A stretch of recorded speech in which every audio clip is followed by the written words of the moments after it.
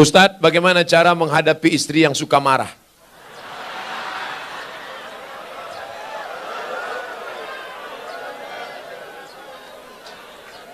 Anggap aja dia radio rusak.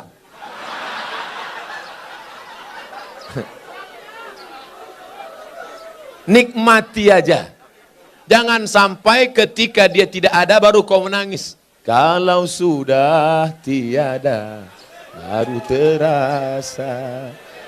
Oleh sebab itu maka kalau dia marah-marah bilang sama dia, enggak ada lo, enggak rame mah. Oleh sebab itu, kenapa dia marah? Jangan kita egois. Kenapa dia marah? Yang mengandung anakmu 9 bulan 10 hari siapa? Dia kan? Yang tak sempat sholat duha, yang tak sempat sholat tahajud, yang menangis di dalam pangkuan, yang tidur sampai subuh, yang tidak sempat menikmati lelapnya malam, yang tak sempat mimpi indah. Itu siapa? Dia. Engkau kan cuma datang sekali-sekali aja jadi. Oleh sebab itu dia mungkin agak marah sedikit. Sabarlah. Khuliqatil mar'atu min dhila. Dia diciptakan dari tulang rusuk yang bengkok. Tulang rusuk. Ini tulang rusuk yang paling bengkok. Itulah asal muasal dia. Dia bengkok. In akhasta aqamtaha kasartaha. Kalau kau luruskan dia patah. Kalau kau ikut nanti kau jadi bengkok. Kau yang gagah yang perkasa. Kalau kau luruskan dia lurus. Patah. Kalau kau ikut, kau jadi bengkok. Kalau ada pegawai yang ikut istri, pegawai bengkok. Polisi ikut istri, istri polisi bengkok. Tentara ikut istri, tentara bengkok. Satpol PP ikut istri, Satpol PP bengkok. DPR ikut istri, DPR bengkok.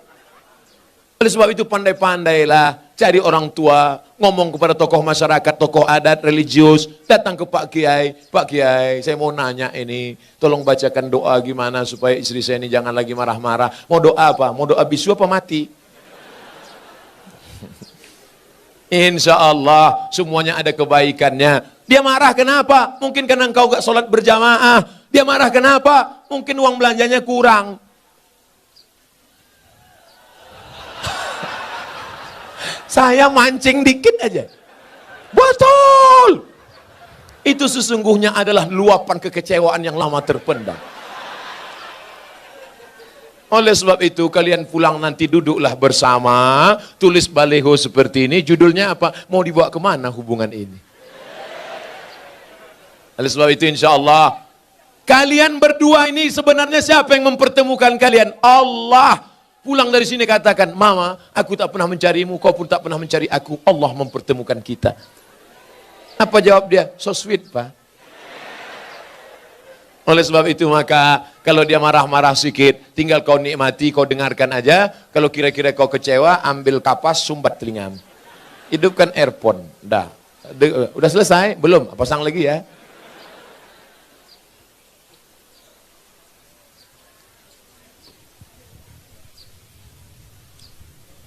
Panitia, apakah haram makan uang korupsi sama dengan haramnya babi?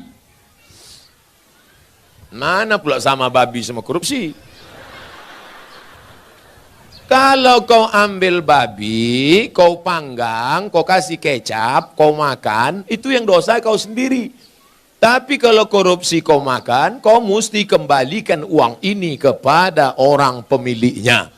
Kalau kau makan babi, di akhirat kau nggak perlu nyari babi. Tapi kalau korupsi, kau mesti cari orang itu. Kalau kau korupsi satu desa, berarti satu desa mesti kau cari. Kalau kau cari korupsi satu provinsi mesti kau cari. Kenapa Ustaz tak sebutkan satu kota? Ada Bu Wali di sini. Nggak mungkin Bu Wali korupsi, beliau dokter. Kalau mau dia cari duit nggak perlu jadi wali kota. Dia ambilnya aja senter kecil sama martil kecil selesai. Oleh sebab itu maka kalian yang sudah pernah korupsi, maka uang korupsi itu dihitung, serahkan ke lembaga yang dinikmati orang banyak, panti jompo, anak yatim, fakir miskin, masjid. Dulu kau korupsi berapa? 100 juta. Hitung, balikkan. Nanti kalau pengurus masjid nanya, kok banyak kali? Ambil aja Pak, Ustaz tanya. Jadi nggak perlu, ini aku serahkan 100 juta karena korupsi dulu, tunai. Nggak usah, nanti ditangkap KPK. Jelas? Ada orang nanti mati di hadapan Allah, puasanya banyak, sholatnya banyak, hajinya banyak. Tapi ternyata amalnya itu habis. Kenapa? Diambil orang yang pernah dia aniaya, pungli, kutipan liar, korupsi, sogok. Habis amalnya diambil di akhirat. Oleh sebab itu kita tulus, ikhlas, bersih, sebersih-bersihnya menghadap Allah Subhanahu wa taala. Mudah-mudahan kita dibersihkan Allah dari segala macam nih. Amin. Hidup ini bukan sebentar, bukan lama saudaraku. Hidup ini hanya sejenak saja. Seperti orang yang bernaung di bawah pokok kayu sementara hujan. Hujan berhenti, kita pun berlalu. Habis ini kita akan pindah ke alam barzah, alam kubur. Setelah itu kita pun akan masuk dalam surga Allah. Mudah-mudahan kita selamatkan dari neraka jahanam. Amin. Pak Ustadz, bagaimana menyikapi suami yang pindah agama selain Islam? Apakah saya harus minta cerai atau harus pertahankan rumah tangga? Suami yang murtad, maka kau tidak perlu minta cerai. Cerainya automatically. Automatically itu apa Pak Ustadz? Otomatis. Kalau suami yang mencerai namanya tolak. Pakai kop, tolak. Kalau pakai kap, tolak jatuh. Tolak. Kalau istri yang menggugat, namanya khulu. Tapi kalau otomatis fasah, namanya fasah otomatis. Apa itu? Suami yang murtad nggak perlu dituntut, otomatis sudah cerai. Istri yang murtad otomatis. Makanya kalian wahai anak lajang, anak gadis, kalau mau nikah yang dicek pertama adalah agamanya. Jangan yang kau cek pertama saldonya. Ustadz Somad, anak saya dokter, mantap, mau nikah. Calon mantu saya ragu sholat apa enggak. Gimana cara ngetesnya Pak Ustadz? Suruh ketemuan jam 12 siang hari Jumat. Mas, kita ketemuan hari Jumat jam 12 ya. Mohon maaf, untuk yang satu ini tidak bisa. Karena aku harus sholat Jumat. Terimalah dia. Tapi kalau dia bilang, oke. Tapi tes ini tidak bisa dipakai lagi karena soal sudah bocor. Nanti saya kasih soal yang baru. Saya banyak soal-soal. Bisa kita bicara 4 mata Pak Ustadz, jangankan 4 mata, 3 pun bisa kita bahas. Agamanya dulu. Wahai laki-laki, kalau kalian mau meminang perempuan, tengok agamanya. Wahai para wali, perempuan tidak langsung menerima laki-laki. Perempuan itu tidak langsung sama laki-laki. Dia harus ada walinya. Yang menerima si laki-laki itu 6. Bapakmu, kakekmu, abangmu, adikmu, pamanmu, abang ayahmu, adik. Dia tanya. Makanya perempuan itu ditanya, Nduk, anak perempuan, maukah engkau menerima laki-laki ini? Kalau perempuan itu diam, berarti tanda setuju. Dulu anak gadis diam, anak gadis sekarang mau jawab iya aja atau iya banget ya. Nah, kalian perempuan, yang pertama dilihat dari laki-laki adalah din, agamanya, wa khuluqahu, baik agamanya, baik akhlaknya, terima dia. Tapi kalau perempuan yang dilihat apa? 4. Tungkahul mar'atu li 4. Perempuan dinikahi karena 4. Mal, kaya. Wali hasabiha, keturunan bangsawan, bangsa yang hidup di awan. Wali jamaliha, cantik. Wali diniha, karena agamanya. Ustadz Somad, ya, saya mahasiswa Ustadz dulu di kampus. Udah tamat kuliah? Sudah Pak Ustadz. Udah kerja? Udah Pak Ustadz. Udah nikah? Belum Pak Ustadz. Kenapa belum nikah? Nyari yang ada 4-4-nya. Bisa Ustadz carikan Ustadz? Kalau ada 4-4-nya ngapain ku kasih ke kamu? Jangan kau cari karena cantiknya, karena wajah perempuan akan berubah. Kemarin kami baru reuni. Baru ketemuan reuni 20 tahun gak ketemu. Dulu imut-imut. Sekarang lisut. Bunga.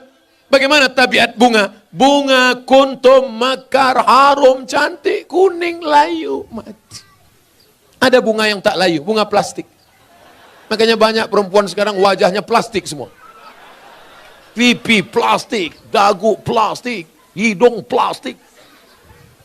Ini alis apa bulu mata? Plastik, ulantik bukan main. Ada orang bakar sampah, layu. Menggeletar tangan, mencukur bulu mata. Mau pergi undangan, salah potong, hilang semua. Kawan udah mulai nelpon, gimana? Jadi kita berangkat. Wah kacau ini. Hilang, nggak mungkin pergi satu. Hilang kan dua-duanya. Hilang. Gimana? Waduh kacau, gimana ini? Mau ditempelkan ijuk sapu nggak mungkin. Untung ada spidol white ball. Makasih ya Pak, memang kau penyelamatku. Rupanya spidolnya nggak permanen. Sampai di tempat undangan, sambal udangnya pedas. Kipas angin mati. Meleleh. Ambil tisu, lupa. Panas ya? Iya. Panas. Semua orang senyum. Kok tiba-tiba orang ini ramah ya? Senyum. Senyum. Semua senyum. Sampai pulang ke rumah mati lampu jam 9 malam. Assalamualaikum bang. Waalaikumsalam. Dia buka pintu. Allahu la ilaha illal qayyum. La ta'khudhuhu sinatun wa la naum. Lahu ma fis sama. Kenapa hantu ini nggak pergi? Aku istri apa? Inilah bahayanya. Kalian anak muda boleh tertawa sekarang, tapi ini bisa saja terjadi pada istri kalian. Maka pilihlah perempuan-perempuan bontang yang solehah, yang religius, yang agamis. Takbir. Yang takbir yang belum nikah. Anak udah doremi pasula sido. Amin. Allahu Akbar. Jaga aja bini di rumah. Kalian ini sudah punya rumah. Yang saya bicarakan ini anak-anak lajang yang belum punya rumah. Dia bicara tentang rumahnya yang baru. Kalian rumah yang udah lama itu aja dempul-dempul dikit, cet-cet dah. Bagaimana kiat mendidik anak agar mudah untuk diarahkan kepada kebaikan. Termasuk menyelamatkan ortunya nanti di akhirat. Mendidik anak itu sejak kapan? Mendidik anak itu sejak mencarikan calon ibunya. Karena bibit yang baik ditanam di tanah yang subur, akan tumbuhlah bunga-bunga yang cantik dan indah harum semerbak. Tapi kalau bibitnya kau tanam di tanah yang tandus, akan tumbuh pohon kaktus, dilihat tidak indah, dicium tidak harum, durinya menusuk hidung bengkak. Oleh sebab itu maka carilah perempuan yang solehah. Perempuan yang solehah. Bagi yang belum nikah, yang sudah ada kau jaga-jaga aja lah yang sudah ada. Kalau istrimu solehah, dia hamil, dia sambil masak baca ayat Quran. Bismillahirrahmanirrahim. Ar-Rahman. Garamnya garam. Allamal Quran. Jadi anak soleh ya nak. Coba kalau istrimu tak solehah. Dia masak.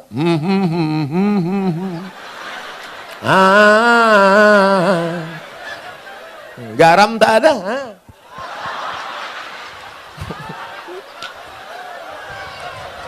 Kuku panjang. Kuku panjang. Di atas black kutek, di bawah black daki. Dimasakkannya kau bakwan. Sebelah kiri pula tuh.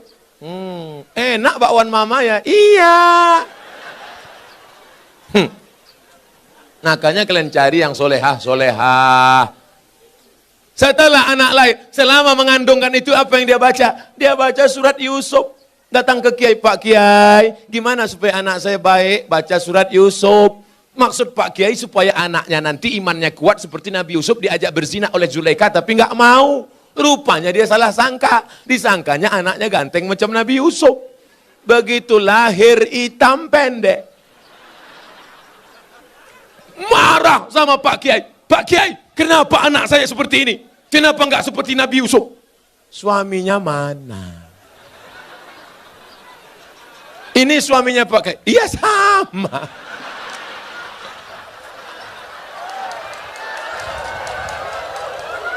Maksud saya nyuruh kamu baca surat Yusuf, bukan anaknya ganteng macam Nabi Yusuf, tapi imannya kuat. Mohon maaf Pak Kiai, saya salah sangka.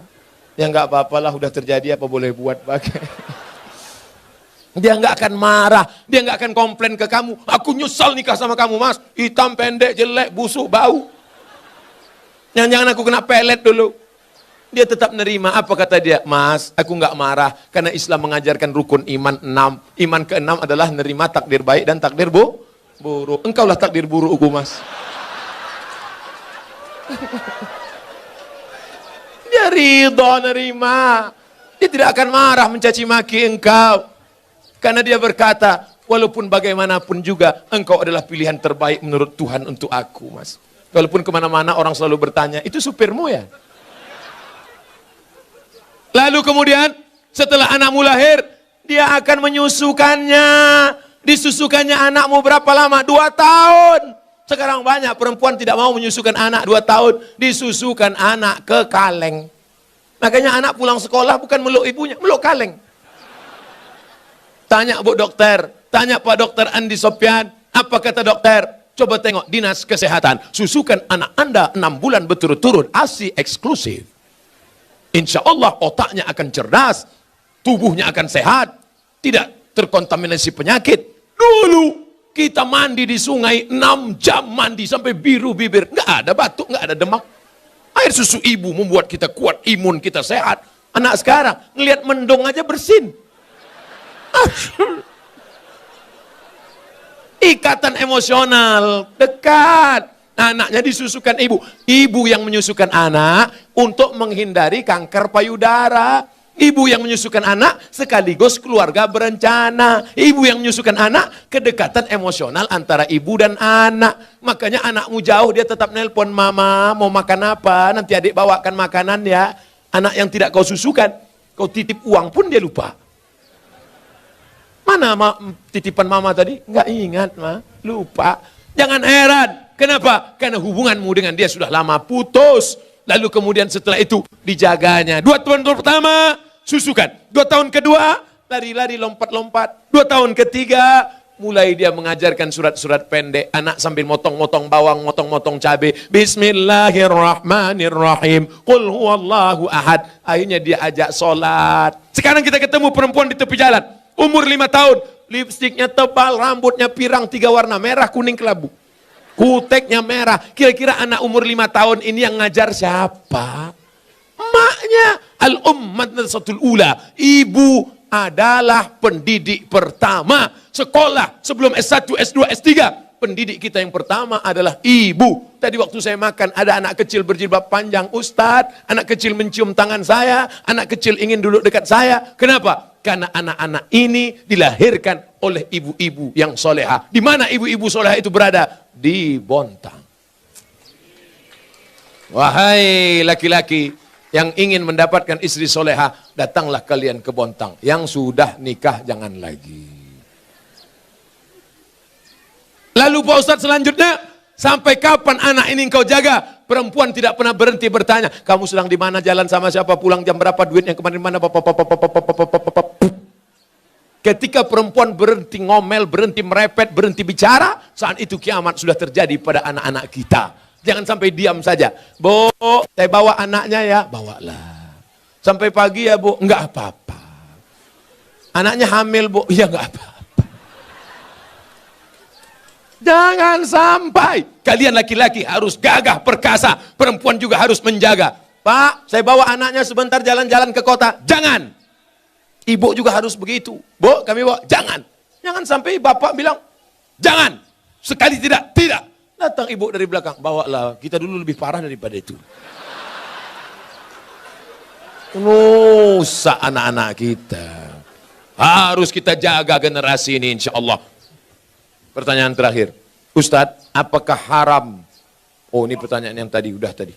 Maka di akhir majelis ini, ada 3 lagi. Masya Allah, 15 menit lagi, 2 jam saya ceramah. Saya tahu dari mana? Melihat jam dan rasa kesemutan kaki. Apa hukum keluar 3 hari bersama jamaah tabligh? Keluar 3 hari jamaah tabligh, apa hukumnya? Di India, jamaah tabligh itu dari India. Namanya Maulana Ilyas dan Maulana Zakaria Kandahlawi. Di India nggak bisa tabligh akbar begini. Di India nggak bisa tabligh akbar begini. Kalau tabligh akbar begini, datang Amitabh Bachchan, Sanjay Dutt, Hema Malini, Rani Mukherjee. Hafal juga Pak Ustaz. Nggak bisa. Maka ijtihad Maulana Ilyas Zakaria Kandahlawi, mereka datang dari rumah ke rumah. Dakwahnya dari pintu ke pintu, door to door. Assalamualaikum. Waalaikumsalam. Kya hal hai? Tike kuch kota hai. Kya hal hai artinya apa kabar? Tike artinya kabar baik. Kuch kota hai judul film. Saya pun nggak tahu apa itu. Aceh. Saya paling bingung ngomong sama orang India. Antara iya dengan tidak goyang kepalanya sama. Saya tanya, KHDK, saya tinggal di hotel kamar berapa? Aceh. Lantai 3 apa 4? Aceh. Maka ini datang dari India. Mereka ulama-ulama ahli hadis. Siapa yang kaya, punya duit banyak, kerja tidak mengikat, 3 hari datang ngajak ke pintu. Assalamualaikum, waalaikumsalam. Ayo ke masjid ya. Ayo datang pengajian ya. Mereka inilah yang berdakwah di jalan Allah. Abdul Somad ceramah ke Bontang. Kenapa? Karena diundang Pemko. Abdul Somad ceramah ke Bontang. Kenapa? Karena diundang Bada LNG atau LNG Bada. Tapi mereka yang datang rumah ke rumah, ada yang undang mereka? Tidak ada. Ada proposal untuk mereka? Tidak ada. Mereka datang lillahi ta'ala. Ini jamaah tabligh aliran sesat, Pak Ustadz. Kenapa sesat? Karena mereka berjenggot. Nabi Muhammad berjenggot. Karena mereka bersorban. Nabi Muhammad bersorban. Karena mereka pakai jubah. Nabi Muhammad pakai jubah. Kenapa Ustadz nggak pakai jubah? Ini orang ramai narik-narik. Kalau sempat saya pakai jubah, tanggal jubahnya. Maka saya pakai celana biar supaya cepat lari, nanti selesai ceramah langsung masuk mobil pulang. Jangan katakan mereka sesat. Mereka adalah orang yang mengajak ke jalan Allah. Mereka aslinya dulu preman, bertato, kumis tebal, anting-anting, gak kenal agama. Tapi datang jamaah tabligh di terminal, ini preman. Datang, bremo, tato besar, gambar ular kobra. Datang itu jamaah tabligh, memukul ular kobranya. Hei, ayo ke masjid. Berani yang ngajak saya. Besok dia datang lagi. Lama-lama preman ini tersentuh. Datanglah dia ke masjid. Ini bukan cerita bohong. Ini bukan cerita yang diada-adakan. Seorang preman di kampung saya. Rambutnya panjang, punya meja biliar. Tidak pernah sholat. Akhirnya saya pulang dari Mesir. Dia yang jadi imam di masjid. Bismillahirrahmanirrahim. Saya heran. Siapa ini? Assalamualaikum warahmatullahi. Yang punya meja biliar. Saya tanya, abang gimana ceritanya taubat? Ustadz nggak pernah menceramahi aku nggak pernah datang ke masjid, aku nggak pernah dengar khutbah, aku nggak pernah nengok tabligh akbar. Tapi ada orang yang datang ke meja biliarku, mengajakku. Siapa itu? Inilah dia jamaah tabligh. Berapa banyak orang dapat hidayah karena mereka. Kalau engkau belum sanggup seperti mereka, jangan ejek olok-olok mereka. Ini banyak orang ngejek. Apa itu? Itu jamaah kompor. Apa itu? Itu jamaah KUPJ. Apa itu KUPJ? Kelompok Ustadz Panjang Janggut. Oleh sebab itu maka mereka dakwahnya lembut. Assalamualaikum Pak Haji. Waalaikumsalam. Ayo ke masjid ya Pak Haji. Jangan ajak-ajak saya. Kamu belum lahir, saya sudah haji. Apakah mereka jamaah tabligh berhenti? Mereka besok ajak lagi. Assalamualaikum Pak Haji. Waalaikumsalam. Ayo ke masjid ya Pak Haji. Kan sudah kubilang kemarin. Ini kening sudah sujud 1000 kali di Masjidil Haram. Catatan amal sudah penuh. Aku tinggal masuk surga aja lagi. Tinggal sana, pergi. Masjid kalian yang jelek itu nggak level ya. Hari ketiga mereka datang lagi. Assalamualaikum Pak Haji. Apa? Mau ngajak lagi? Mau ngasih tahu Pak Haji. Nanti kalau Pak Haji mati kami biarkan ya. Akhirnya Pak Haji pun ke masjid juga. Oleh sebab itu maka dakwah mereka lembut. Apa pernah jamaah tabligh marah-marah mengkafirkan? Enggak. Mereka datang ngasih siwak, minyak wangi, ngasih sorban, ngasih parfum. Ayo ke masjid Pak Ustaz. Kalau nggak setuju, mereka nggak marah. Apa pernah jamaah tabligh marah sama saya karena saya nggak berjenggot? Enggak. Apa pernah mereka mengatakan, yang nggak berjenggot masuk neraka? Jangan kelahi gara-gara jenggot. Jamaah tabligh berjenggot dia aja. Aku ngeliat ente berjenggot kayak kambing. Yang berjenggot juga marah. Aku kambing, kau nggak berjenggot anjing. Akhirnya berantem anjing sama kambing. Yang senang siapa? Musang berbulu ayam. Mereka nanya, kenapa mereka kelahi? Gara-gara jenggot. Di masjid lagi. Iya, untung kita nggak ke masjid. Rusak persatuan. Itu tidak terjadi di Bontang. Kenapa? Karena Bontang tertib agamis. Mandiri, aman, nyaman. Kalau terjadi mungkin di dekat-dekat perbatasan luar Bontang. Apa yang harus saya lakukan ketika ibu saya selingkuh sudah 3 kali kedapatan? Apakah saya boleh membenci dan memarahinya? Apa yang sebaiknya dilakukan bapak saya, Pak Ustadz? Engkau dulu lahir ke dunia ini lewat rahim ibumu atau lewat tabung gas 9 kilo? Apakah bisa kau katakan, Mama, aku tak pernah Tidak pernah kita pernah lalu di perutnya, lalu di rahimnya, dan dia meregang nyawa. Itu tidak bisa kau pungkiri. Oleh sebab itu bahwa dia bersalah, ya, tapi kesalahan dia tidak membenarkan kedurhakaan engkau. Maka caranya bagaimana? Suruh bapakmu menasehatinya. Bapakmu pun kok bisa dia buat selingkuh 3 kali? Kemana bapakmu selama ini? Laki-laki itu kan tahu dia, periksa HP-nya. Tiba-tiba dia HP ketawa-ketawa, kik. Kau ngapain siapa? Sama siapa? Sama mantan, bang. Reuni-reuni dia pergi, tanya dia. Ibu-ibu kalau reuni bapaknya ikut. Nanti pergi sendirian, ditanya, mana gambar suamimu? Ini, gantengan aku ya? Iya, bang. Akhirnya semua berawal dari macam, udah macam abang saya, udah macam adik saya. Berawal dari macam, berakhir dengan macam-macam. Oleh sebab itu ini mesti kita jaga. Nah, dalam kasus begini bagaimana Pak Ustadz? Laki-laki 2. Yang pertama, dia sabar atau dia gugat ke pengadilan. Kalau kau sabar, kau jaga dia. Kalau tidak, kau gugat di pengadilan, maka kasus perselingkuhan paling cepat hakim menjatuhkan talak. Kalau kau sabar, jaga dia dengan baik. Kalau kau tak sabar, kau lepas dia dengan baik. Bunga bukan setangkai, kumbang bukan seekor, patah tumbuh hilang berganti, hilang 1 tumbuh 1000. Gimana? Sabar? Saya sabar Pak Ustadz. Jaga dia sampai mati, saya jaga Pak Ustadz. Lupakan yang lain, lupakan. Jaga dia. Tapi jangan mulutmu berkata sabar, hatimu berkata yang lain. Gimana aku bisa menerima dia? Dia sudah diobok-obok 3 orang. Oke, kertas terakhir. Saya seorang akhwat. Kelihatan dari tulisannya? Ada yang ingin saya tanyakan. Dia kalau nanya sama saya, tulis aja pertanyaan. Ini dia buat, saya seorang akhwat. Dibuatnya tanda, titik 2. Ustadz, seorang akhwat, ada ingin saya tanyakan. Ada orang melamar saya, tapi saya sedang menyukai orang lain. Bagaimana ya Pak Ustadz? Ini mancing-mancing aja. Ada laki-laki melamar engkau, tapi hatimu sedang suka dengan orang lain. Maka kau tengok dulu mana di antara 2 laki-laki ini yang bisa menyelamatkan engkau dunia akhirat. Kalau tiba-tiba yang ini datang, ini jantan dia, perkasa dia, dipinangnya kau dengan baik. Ini cuma berani bawa engkau makan mie ayam, bakso, bonceng sana, bonceng sini, pegang tangan, ujung jempol kaki. Maka kau campakkan ini, Fir'aun, ini tak ada gunanya nih. Ini yang Musa yang baik ini. Laki-laki yang baik bukan yang berani membawa engkau di belakang orang tuamu. Laki-laki yang baik adalah yang bertanggung jawab datang. Laki-laki yang perkasa bukan yang datang dengan mobil besar, motor megah yang mewah. Laki-laki yang perkasa adalah laki-laki yang berani berkata, kupinang kau dengan bismillah. Buanglah mantan pada tempatnya. Mudah-mudahan yang tua, yang muda, remaja-remaji semuanya diselamatkan Allah Subhanahu wa taala. Jam setengah 11 kurang 10 menit. Artinya saya ceramah 2 jam kurang 10 menit. Mudah-mudahan 2 jam malam ini bernilai amal soleh di hadapan Allah Subhanahu wa ta'ala. RWB warahmatullahi wabarakatuh. Semoga Allah SWT Subhanahu wa ta'ala. Mohon izin Ustadz, di masjid kami setelah sholat ada program baca Quran dengan artinya dan pembacaan hadis serta imam berdoa. Sementara saya belum selesai zikir.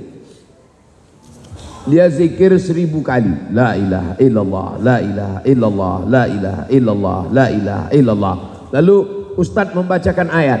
Ya ayyuha, hai orang-orang, allazina yang amanu, beriman. Jamaah masih ada yang berzikir. Ustadz sudah mulai ngaji, baca ayat dengan terjemah. Apakah saya berhenti zikir untuk mendengarkan bacaan Quran dan hadis tersebut, atau saya terus saja zikir? Zikir itu 2, menyebut di mulut, mengingat di hati. Kalau menyebut di mulut berhenti, hati kan enggak. Jadi ikut zikir bisa kapan, pagi, petang, siang, malam, di jalan, di WC aja bisa berzikir, tapi mulut enggak nyebut, dalam hati. Maka ngaji ini boleh jadi terlewatkan. Maka hatimu tetap berzikir, dengarkan pengajian Ustadz membacakan ayat, hatimu tetap berzikir Allah, Allah, Allah, Allah, Allah, Allah, Allah, Allah, Allah di dalam hati, di dalam kalbu. Mulut mungkin berhenti, nanti habis pengajian silakan astagfirullahaladzim. Jangan marah, ini karena Ustadz ngajar, karena mengejar waktu pagi takut ada yang ketinggalan, dia marah mendengar ada ngajar la ilaha illallah. Akhirnya kelahi di masjid, jamaah di masjid masyarakat 100, yang ke masjid 10, yang 5 ini kelahi. Masalah zikir, masalah sayyidina, masalah khutbah, masalah.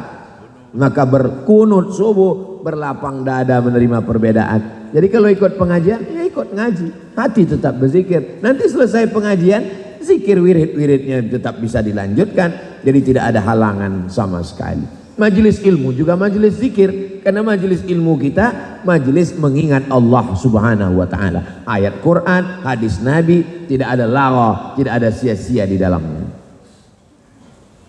Bagaimana bisa lama berdirinya jika surat yang hafal hanya Al-Kafirun dan Al-Ikhlas? Salat itu lama berdirinya, rukuknya, sujudnya dikit. Berdirinya sebentar, rukuk sujudnya banyak. Jadi kalau ayatnya pendek, rukuk sujudnya banyak. Sayyidina Ali punya anak namanya Imam Ali, Imam Husain. Imam Husain punya anak namanya Sayyidina Ali Zainal Abidin. Bergelar dengan As-Sajjad. Sajjad artinya orang banyak sujud. Dalam kitab Syiar A'lam An-Nubala disebutkan pernah satu hari dia bersujud alfa sajadah, 1000 kali sujud. Jadi kalau 1000 kali sujud ayatnya pendek, tegaknya sebentar, sujudnya banyak. Jadi sholat ini pilih antara dua. Kalau kebetulan ayatnya panjang, maka lama tegaknya, sujudnya dikit. Kalau kebetulan nggak panjang hafal ayat, tegaknya nggak terlalu lama dan sujudnya banyak. Saya Pak Ustadz ayat cuman kul wallah tapi sujudnya banyak. Ada sahabat Nabi, siapa namanya? Qatadah bin Nu'man. Qatadah bin Nu'man sholat dari Isya sampai subuh, ayatnya nggak ganti-ganti, kul wallah. Ini mazhab, ini ikut mazhab. Dilaporkan ke Nabi, ya Rasulullah, ya ini Qatadah bin Nu'man, dia sholat dari Isya sampai subuh, ayatnya nggak ganti-ganti, kul wallah terus. Apa kata Nabi? Innaha la ta'dilu sulusal Quran. Satu kul wallah sama dengan sepertiga Al-Quran. Maka tadi malam dia sudah hatam Quran berkali-kali. Inilah dalil yang saya tunggu selama ini Pak Ustaz. Ayo amalkan terus. Kalau sholat sunat boleh melihat mushaf. Jadi kebetulan ada mushaf Quran yang diletakkan, ada namanya mushaf tahajud. Beli sama tiangnya sekalian, tegakkan, sholat, baca satu halaman, baca. Atau pakai handphone ada Quran digital, lihat, sholat sunat. Mana dalilnya? Sayyidatul Aisyah pernah sholat, imamnya itu melihat, lihat. Waktu itu kan belum ada handphone Pak Ustadz, belum, masih pakai suhuf. Suhuf adalah lembaran. Kalau pakai handphonenya dinonaktifkan dulu. Jangan sampai pas sholat, iya sebentar. Kadang kita spontan, batal. Kalau sampai ngomong ketika sholat, batal.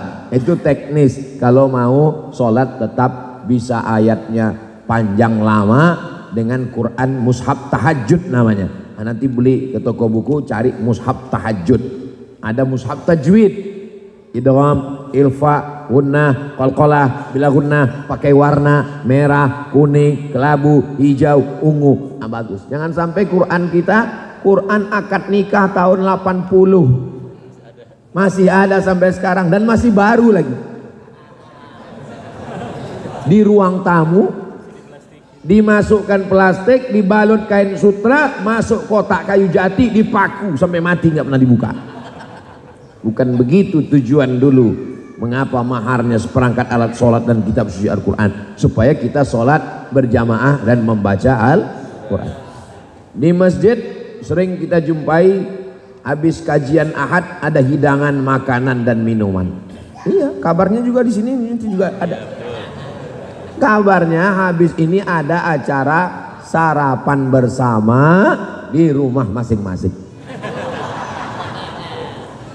Yang disediakan oleh pengurus masjid, dan uang untuk membeli makan tersebut dari uang trombol Jumat. Nggak bisa, karena orang bersedekah bukan khusus untuk makan jamaah, dan yang memakan itu tidak semuanya fakir miskin.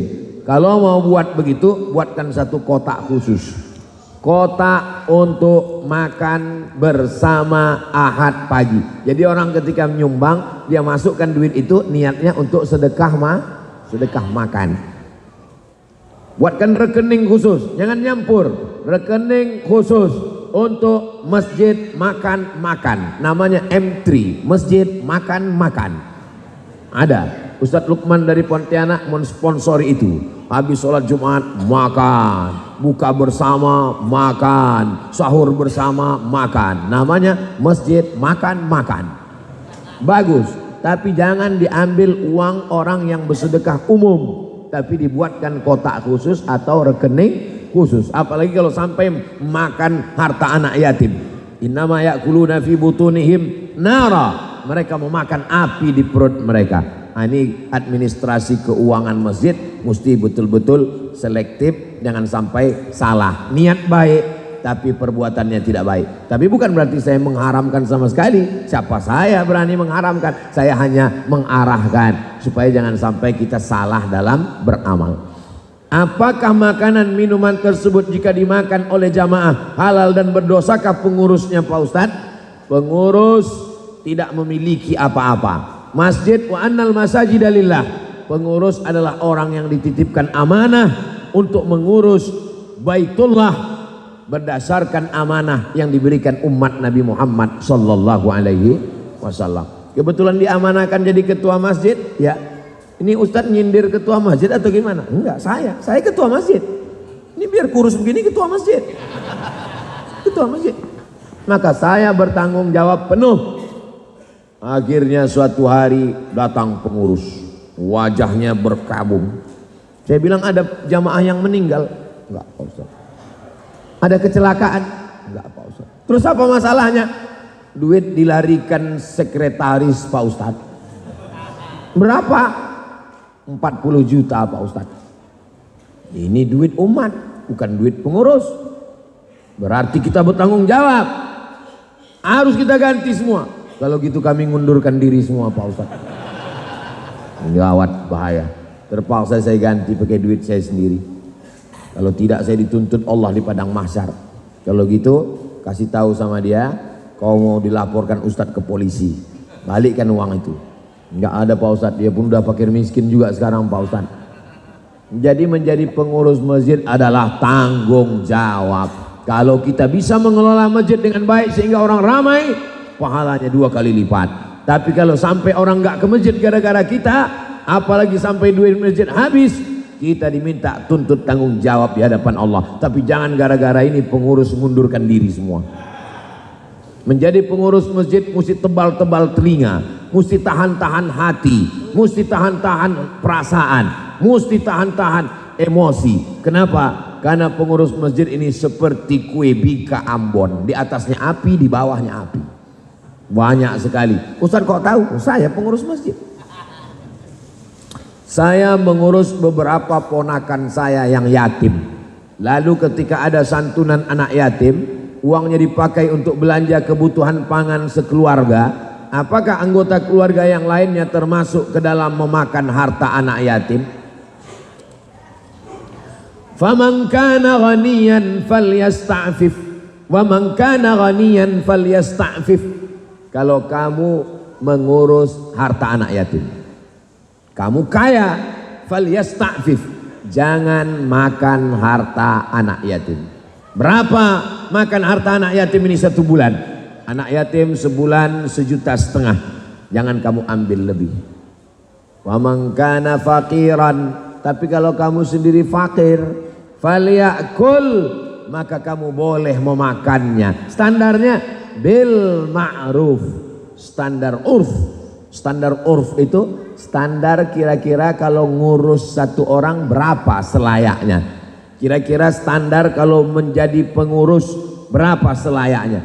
Oh, Kalau menurut standar di Indonesia dia boleh ngambil 500, lebih diambilnya maka dia sudah curang. Wa may yaghlul ya'ti bima ghalla yaumal qiyamah. Siapa yang curang dia akan membawa kecurangannya pada hari kiamat.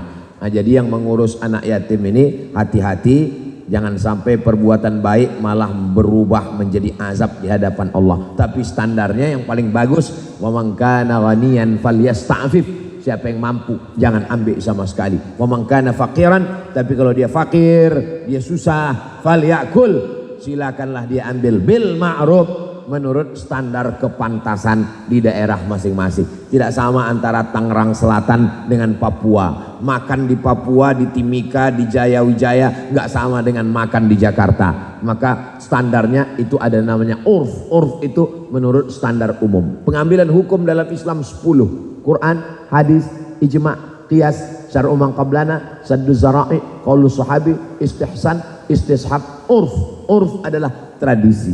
Begitu juga dengan uang belanja. Wa ashiruhunna bil ma'ruf. Pergaulilah kamu dengan suami istri dengan baik. Bagaimana dengan baik? Menurut urf. Kalau menurut urf memberikan pakaian, memberikan emas, memberikan yang baik, maka itu baik. Al-umuru bimaqasidiha. Suatu perkara itu dengan maksud dan tujuan-tujuannya. Al-adatu muhakkamatun. Adat tradisi bisa dijadikan sebagai hukum selama tidak bertentangan dengan Quran dan sunnah Nabi Muhammad sallallahu alaihi wasallam. Bagi zakat mal, bolehkah ke orang tua kita sendiri, saudara kandung? Tidak boleh memberikan zakat kepada orang yang wajib dinafkahi. Istri, sayang, ini belanja kita sekaligus zakat awal. Tidak boleh memberikan zakat kepada orang yang wajib dinafkahi. Ananda kuliah di Jogja, ya. Kiriman papa udah sampai? Sudah pak, itu sekaligus zakat ya. Siapa yang wajib kita nafkahi? Istri, anak, orang tua. Mertua itu sama dengan orang tua. Itu nggak boleh dikasih zakat. Terus saudara kandung boleh diberi zakat. Tapi waktu ngasih ya nggak perlu pakai akad juga. Aku serahkan zakat ini kepada karena kau termasuk salah satu dari asnaf fakir miskin.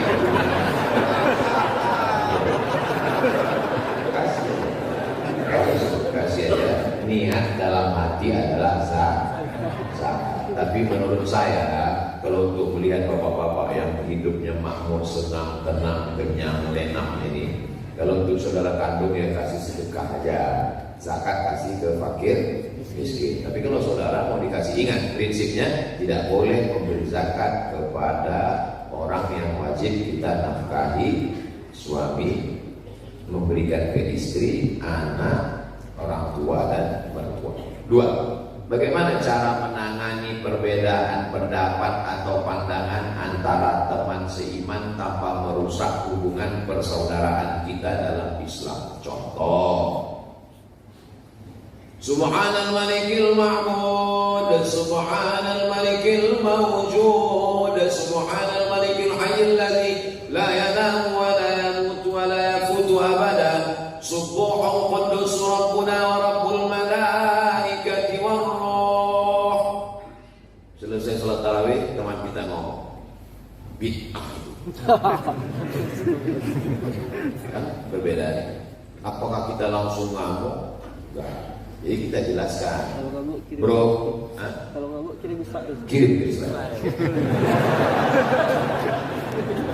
Jadi gini, dulu ketika selesai 2 rakaat mereka langsung berdiri. Assalamualaikum warahmatullahi wabarakatuh. Selesai 4 rakaat duduk, meluruskan urat-urat kaki karena berdirinya lama. Duduk istirahat itu namanya tarwihah. Apa namanya? Tarwihah. Duduk istirahat lagi tarwihah. Duduk istirahat lagi tarwihah. Jamak dari tarwihah tarawih. Tarawih artinya sholat yang ada duduk istirahat. Nah, waktu duduk istirahat itu di Makkah dulu mereka tawaf. Duduk istirahat untuk meluruskan urat kaki, saya tawaf dulu. Waktu tawaf itu bunyi tawaf itu apa bunyinya? Subhanallah walhamdulillah wa la ilaha illallah wallahu akbar subhanallah. Bagi yang tahu, yang enggak tahu, itulah dia baca Subhanal malikil ma'bud, Subhanal malikil mawjud.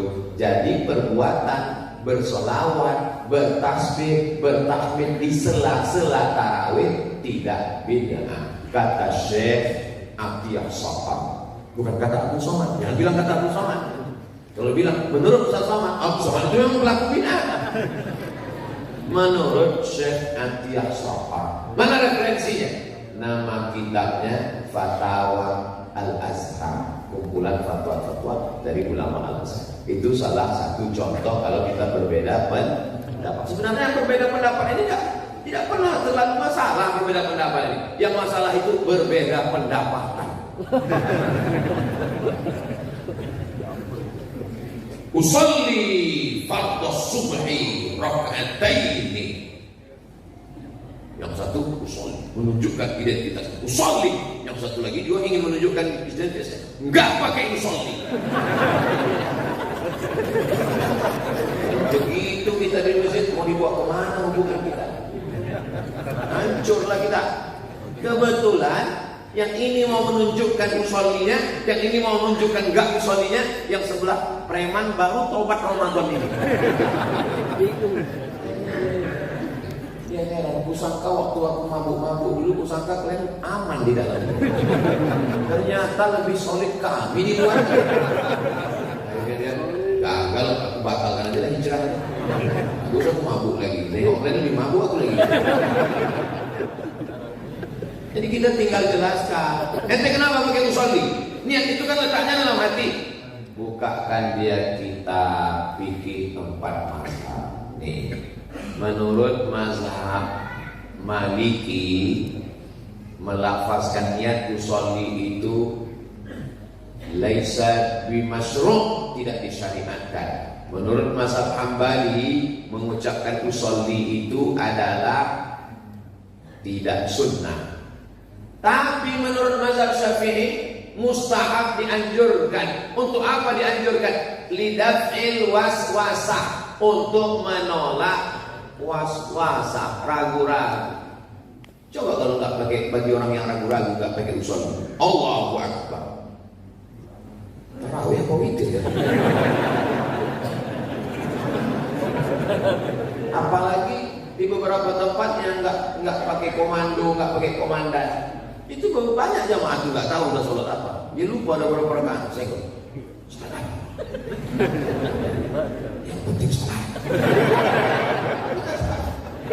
Yang penting ada komandannya.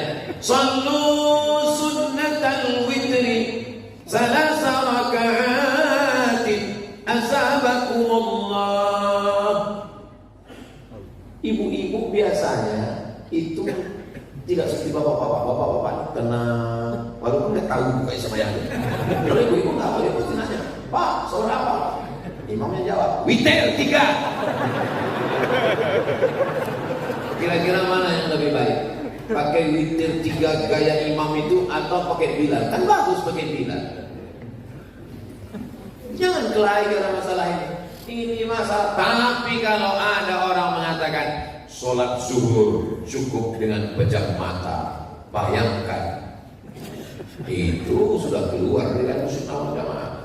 Ada pun masalah bismillah sir jahat, masalah 21 witir atau 3 rakaat 1 salam, masalah subhanal malikil ma'bud. Tapi memang kita ini selalu mempermasalahkan yang tak masalah, yang benar-benar masalah malah tidak dianggap masalah. Itu khilafiyah tidak masalah. Itu semuanya masih dalam koridor Ahlus Sunnah wal Jamaah. Yang benar-benar masalah itu yang Palestina ini. Ini masalah. Saya masalah mik aja nggak saya permasalahkan. Asal ini mesti ada masalah. Nabi muskilah. Susah saya move on ini. 3. Bagaimana cara kita dapat memberikan dukungan dan bimbingan kepada teman seiman yang sedang mengalami kesulitan atau cobaan dalam imannya? Aku bro, waktu masih mabuk dulu, masih sakau dulu, hidupku tenang.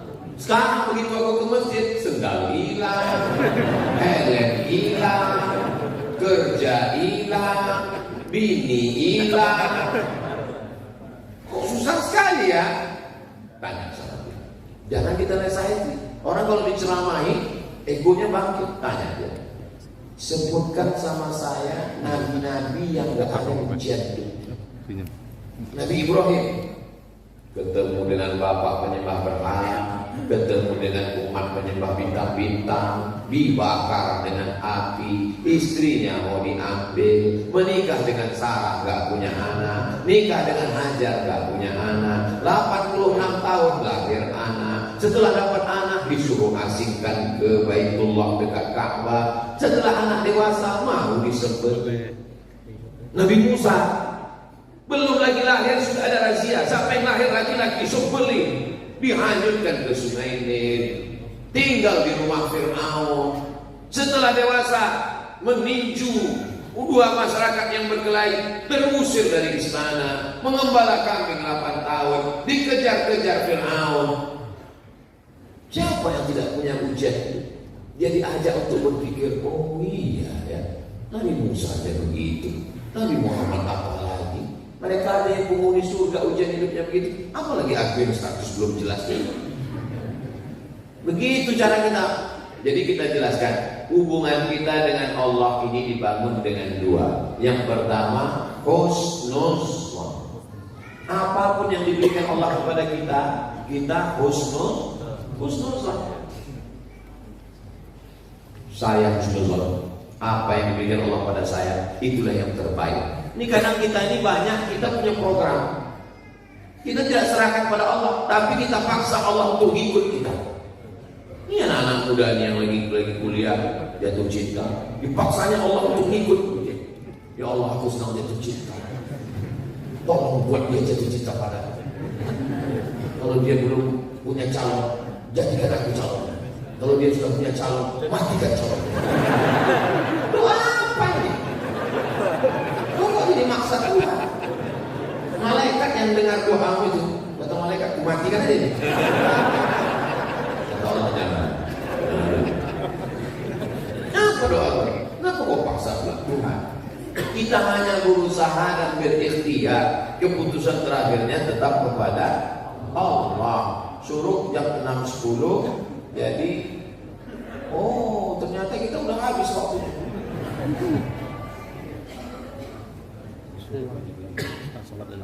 Sampai sholat sunat isya.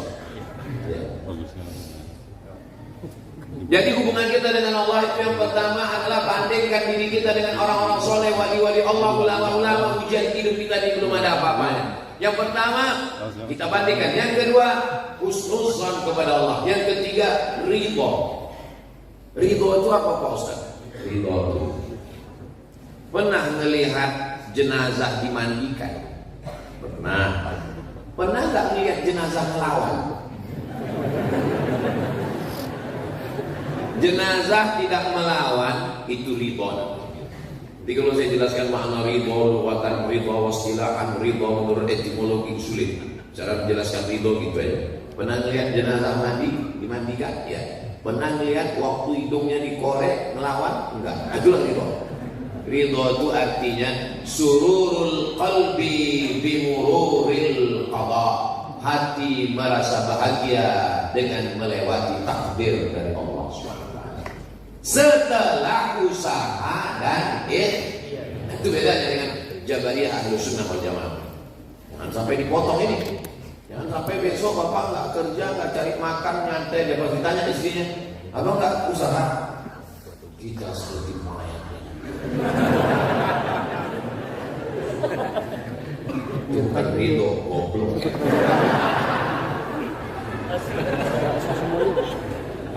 Nggak usah semuanya. Mana tahu ada suami ibu yang motong-motong ceramah saya, besok dia nggak keluar rumah, nggak ke kantor, nggak cari rezeki, nggak cari nafkah. Pas ibu tanya, mas kamu nggak kerja? Kita ridho seperti mana? Ibu nggak usah marah, diamin aja. Nanti pas buka puasa dia kan nanya, mama buka puasa kita mana? Disitulah ibu jawab, kita mesti ridho.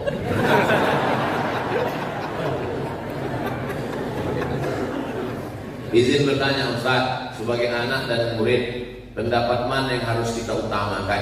Pendapat orang tua atau guru kita? Lihat dulu orang tuanya. Orang tuanya setan. Anak dipaksanya nikah dengan donatur yang belum tentu jelas untuk membangunkan kelas. Anak suci, bersih, gak pernah pacaran, hafal Quran, dinikahkan dengan orang yang tidak jelas, penipu, pembohong. Itu orang tua yang tidak patut dipatuhi. Tapi karena anak ini ingin berbakti, akhirnya nikah. Nikahnya nikah siri lagi, tidak jelas surat nikahnya. Istri pertama mengaku laki-laki ini supaya bapaknya. Akhirnya dia merasa, aku tidak pernah buat dosa. Kenapa ujian hidupku begitu berat? Itulah sekelumit dari film yang berjudul Perjalanan Pembuktian Cinta. Nonton di bioskop-bioskop. Saya belum nonton. Baru ketemu sama saudaranya mendengar ceritanya itu, Allah luar biasa. Dan itu true story. Diambil dari kisah nyata. Dan potong kirim ke Rini Reza. Pokoknya mantap lah total ya. siap. Kalau orang tuanya beriman kepada Allah, jadi begini. Ini suami, ini istri. Allah tidak bertempat. Allah maujud bila makan. Allah ada tanpa tempat. Kalau menunjuk itu hanya sebagai perumpamaan. Ini suami, ini istri. Tujuan mencari ridho Allah. Dia semakin dekat kepada Allah nanti semakin dekat atau makin jauh? Makin dekat. Ini ridho Allah. Suami berjalan menuju ridho Allah, istri juga berjalan menuju ridho Allah. Dia makin dekat atau makin jauh? Makin dekat. Begitu juga dengan guru dan orang tua. Guru di sini, orang tua di sini. Dua-duanya mencari ridho Allah. Kalau mereka sama-sama berjalan makin dekat atau makin jauh? Makin dekat. Jadi kalau ada orang tua yang jauh dari guru, guru jauh dari orang tua, berarti mereka bukan mencari ridho Allah. Mencari ridho siapa nggak tahu, bisa jadi mencari ridho Roma. Mohon maaf lagi.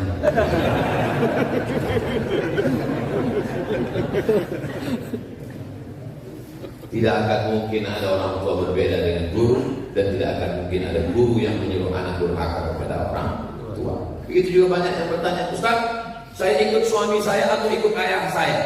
Ini suamimu, ini ayahmu. Kalau suamimu mencari ridho Allah, ayahmu juga mencari ridho Allah, mereka akan ketemu pada ridho Allah. Termasuk kita syukurin, kita sama-sama mencari ridho Allah dan bertemu kita di sini. Aku tidak pernah mencari kamu, kamu pun tidak pernah mencari aku. Panitia mempertemukan kita. Yang terakhir, saya ingin bertanya. Saya pernah bernazar kepada ibu saya waktu kritis. Jika ibu saya sembuh, saya motong 1 ekor kambing. Terus ibu saya sembuh sehat. Tapi jangka waktu seminggu ibu saya sakit lagi dan meninggal dunia. Apakah nazar itu berlaku? Berlaku karena dia sempat sehat. Kita kan nazarnya sempat sehat. Jadi kata kunci keywordnya adalah sehat. Jadi bernazar. Sebetulnya nazar itu mengeluarkan uang orang yang bakhil. Nazar itu orang bakhil gak mau keluar uang kecuali melalui nazar. Dia mau beribadah, tapi dia tahu menawar dulu dengan Allah. Ya Allah, aku mau ini potong kambing, tapi luluskan dulu anak. Kalau gak lulus sampai mati aku gak akan potong kambing.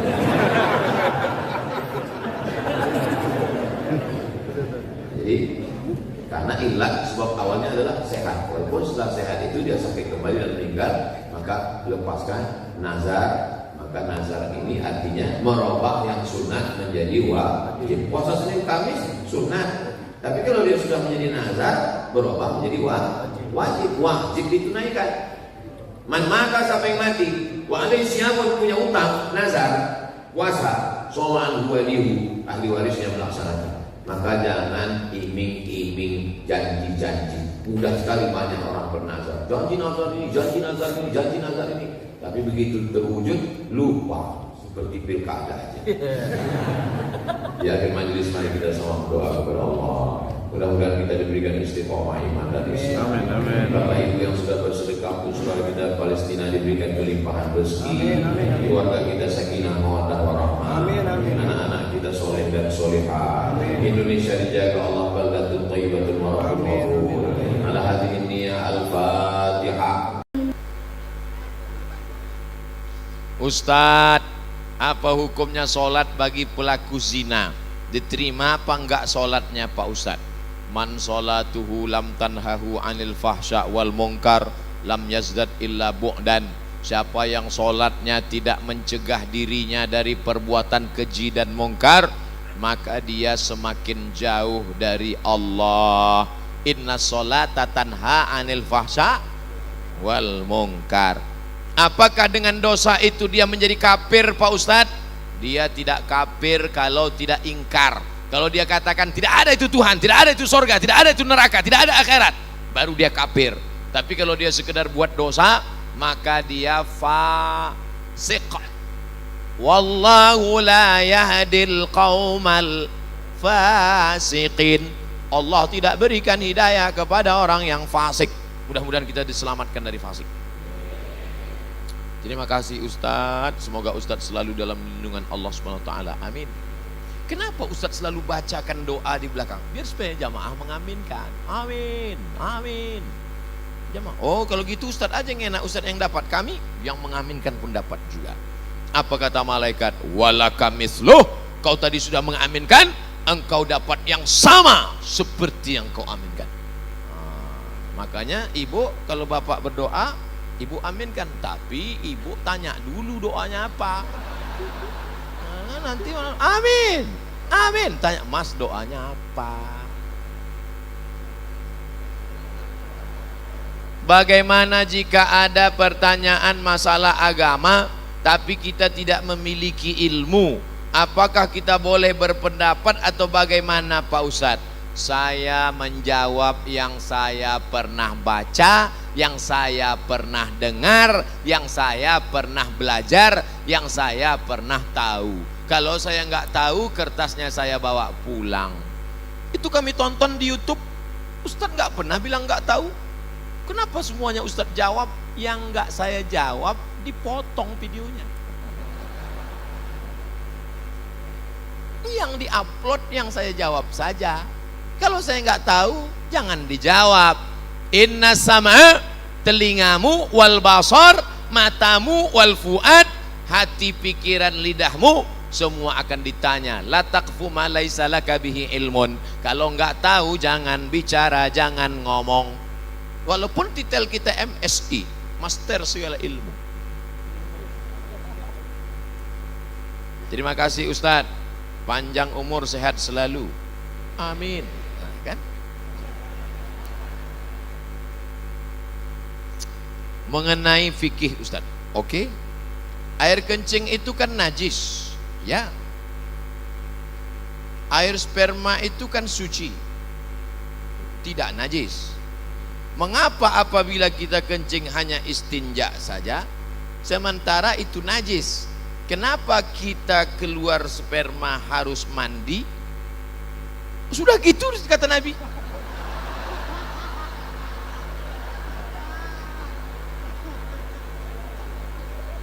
Kalau keluar air wudu, tapi kalau keluar sperma mandi.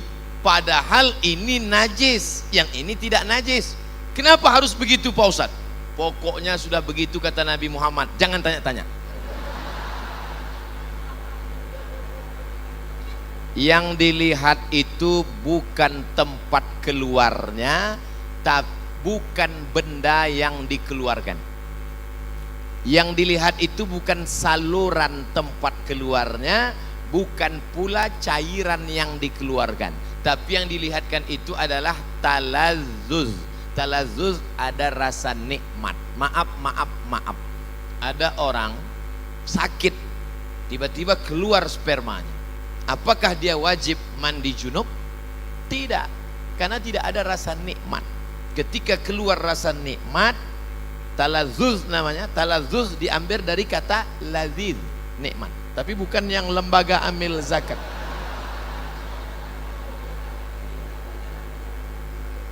Ada orang mandi, habis mandi, maaf, habis mandi, tiba-tiba pas dia buang air kecil, keluar spermanya. Apakah dia wajib mandi junub? Tidak, karena tak ada talazzuz. Jadi ilat sebab mandi junub itu adalah talazzuz. Ada rasa nikmat, barulah dia disuruh mandi. Beda kalau ketemu dua khitan. Idza iltaqal khitanani faqad wajabal ghuslu wa illam yanzil. Kalau orang melakukan senggama, dukhul, walaupun tidak keluar spermanya tetap mandi. Itu kasusnya berbeda. Nah, jadi yang dilihat di sini bukan saluran tempat keluarnya, bukan pula cairan yang keluar, tapi talazzuz, rasa nikmat itu yang menyebabkan dia disuruh mandi. Bid'ah sudah merajalela. Bagaimana mengatasinya? Bid'ah pangkal tidak bersatunya umat Islam. Perbuatan, ucapan, tindakan, pikiran tidak ada dalilnya bid'ah. Sesuatu yang tak ada dalilnya bid'ah. Pergi dia ke tanah lapang, dibentangnya sajadah, digelarnya sajadah, dia sholat. Allahu Akbar. Kenapa ente sholat di sini? Semakin panas, semakin berkeringat, semakin banyak pahalanya. Itu bid'ah, tak ada dalil sama sekali. Selama ada dalilnya, maka tidak boleh kita bid'ahkan. Jangan membid'ahkan orang kalau ada dalilnya.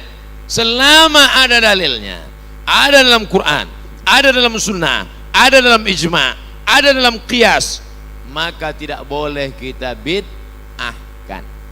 Ibu-ibu kumpul ramai-ramai baca Yasin. Yasin wal Qur'anil Hakim, innaka laminal mursalin ala siratim mustaqim. Toto ada orang bid'ahkan. Apa ini ramai-ramai baca Yasin? Bid'ah. Belum tentu bid'ah, bro. Karena masih ada dalilnya, dalil am, dalil umum. Man qara'a Yasin fi lailatin, siapa yang baca Yasin pada suatu malam, asbaha maghfuran lah, pada waktu subuhnya dia sudah diampunkan Allah Subhanahu wa taala. Oleh sebab itu jangan mudah saling membid'ahkan. Karena ketika kau katakan hei pelaku bid'ah, maka sama artinya kau katakan hei penghuni neraka jahanam. Emangnya ente siapa? Neraka punya bapak ente. Apa hukumnya pakai celana panjang yang melebihi mata kaki? Nyindir saya ini. Apakah itu termasuk orang masuk neraka?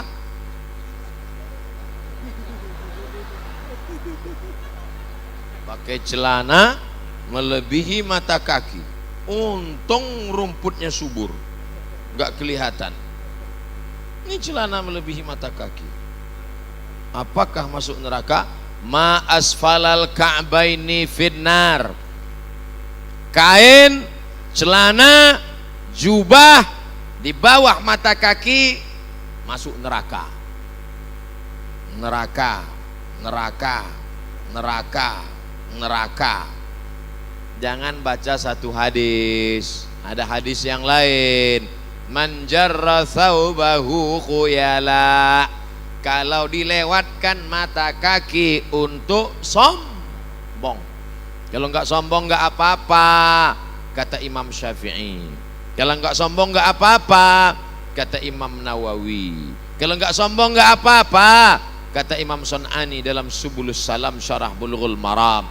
Kalau enggak sombong enggak apa-apa, kata Imam Syaukani dalam Nailul Autar. Kalau enggak sombong enggak apa-apa, kata Syekh Yusuf Al-Qardawi dalam kitab Kaifa Nata'amal Ma'as Sunnah. Kalau enggak sombong enggak apa-apa, kata Syekh Ali Jum'ah.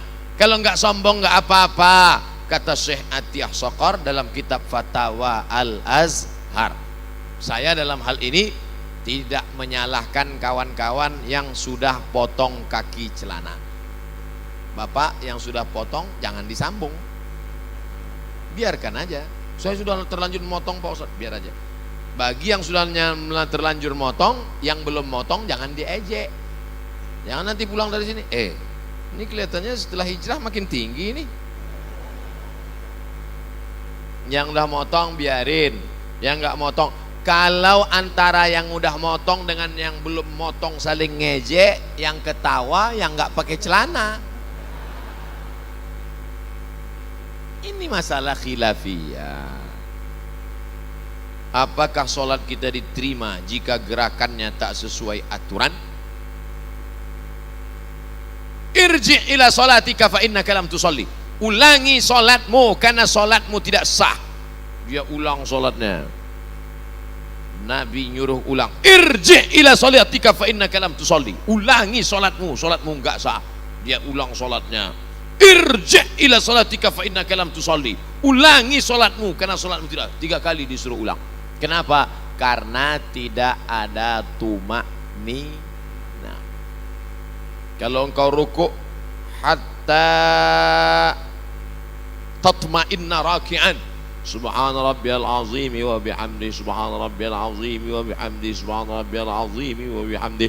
Kalau engkau i'tidal sampai tumakninah, rabbana lakal hamdu mil'us samawati mil'ul ardi mil'u ma syi'ta min syai'in ba'du. Kalau engkau duduk antara 2 sujud sampai tumakninah, rabbi firli warhamni wajburni warfa'ni warzuqni wahdini wa'afini wa'fu anni. Nah, jangan sholat seperti bambu ditiup angin.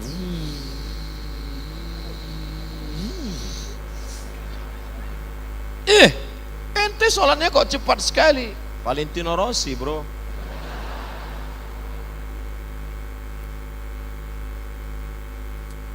Tidak sesuai aturan karena sopnya sempit. Sempit sopnya. Gimana sopnya sempit? Darurat tubihul mahzurat. Di Masjidil Haram, Masjid Nabawi, ma baina baiti wa mimbari, antara mimbarku dan rumahku, raudhatun min riyadil jannah, taman surga. Karpetnya warna hijau, yang lain merah. Saya hijau. Taman raudhah. Sampai di situ sempit. Mau ruku aja setengah. Allah, di depan orang Afrika. Oleh sebab itu maka saat itu darurat. Tapi di Masjid Az-Zikra, Masjid Az-Zikra pun sempit juga. Masya Allah. Apa tiap malam begini?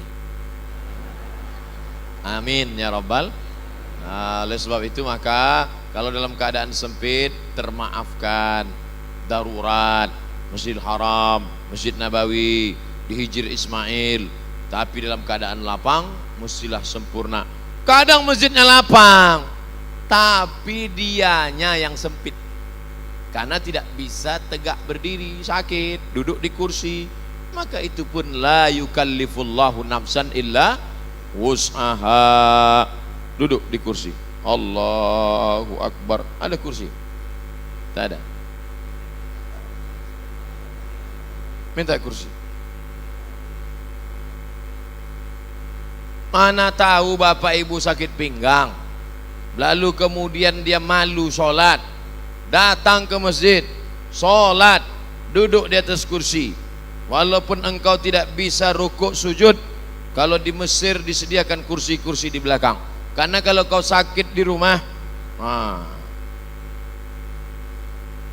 jangan langsung duduk dari awal, berdiri dulu.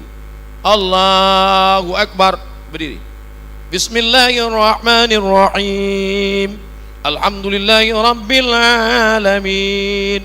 Sampai habis ayat. Inna a'tainakal kautsar fasalli li rabbika wanhar.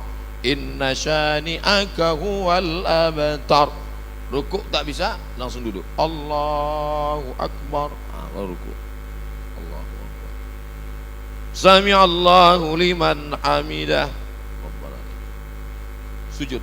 Allahu Akbar. Lebih rendah dari rukuk. Kalau rukuk tadi sedikit, kalau sujud agak sedikit lagi. Tangannya tetap alal. Masih sholat pak. Makasih.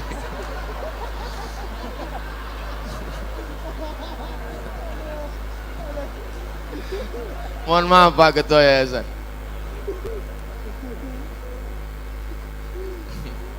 Sholat kok ngomong.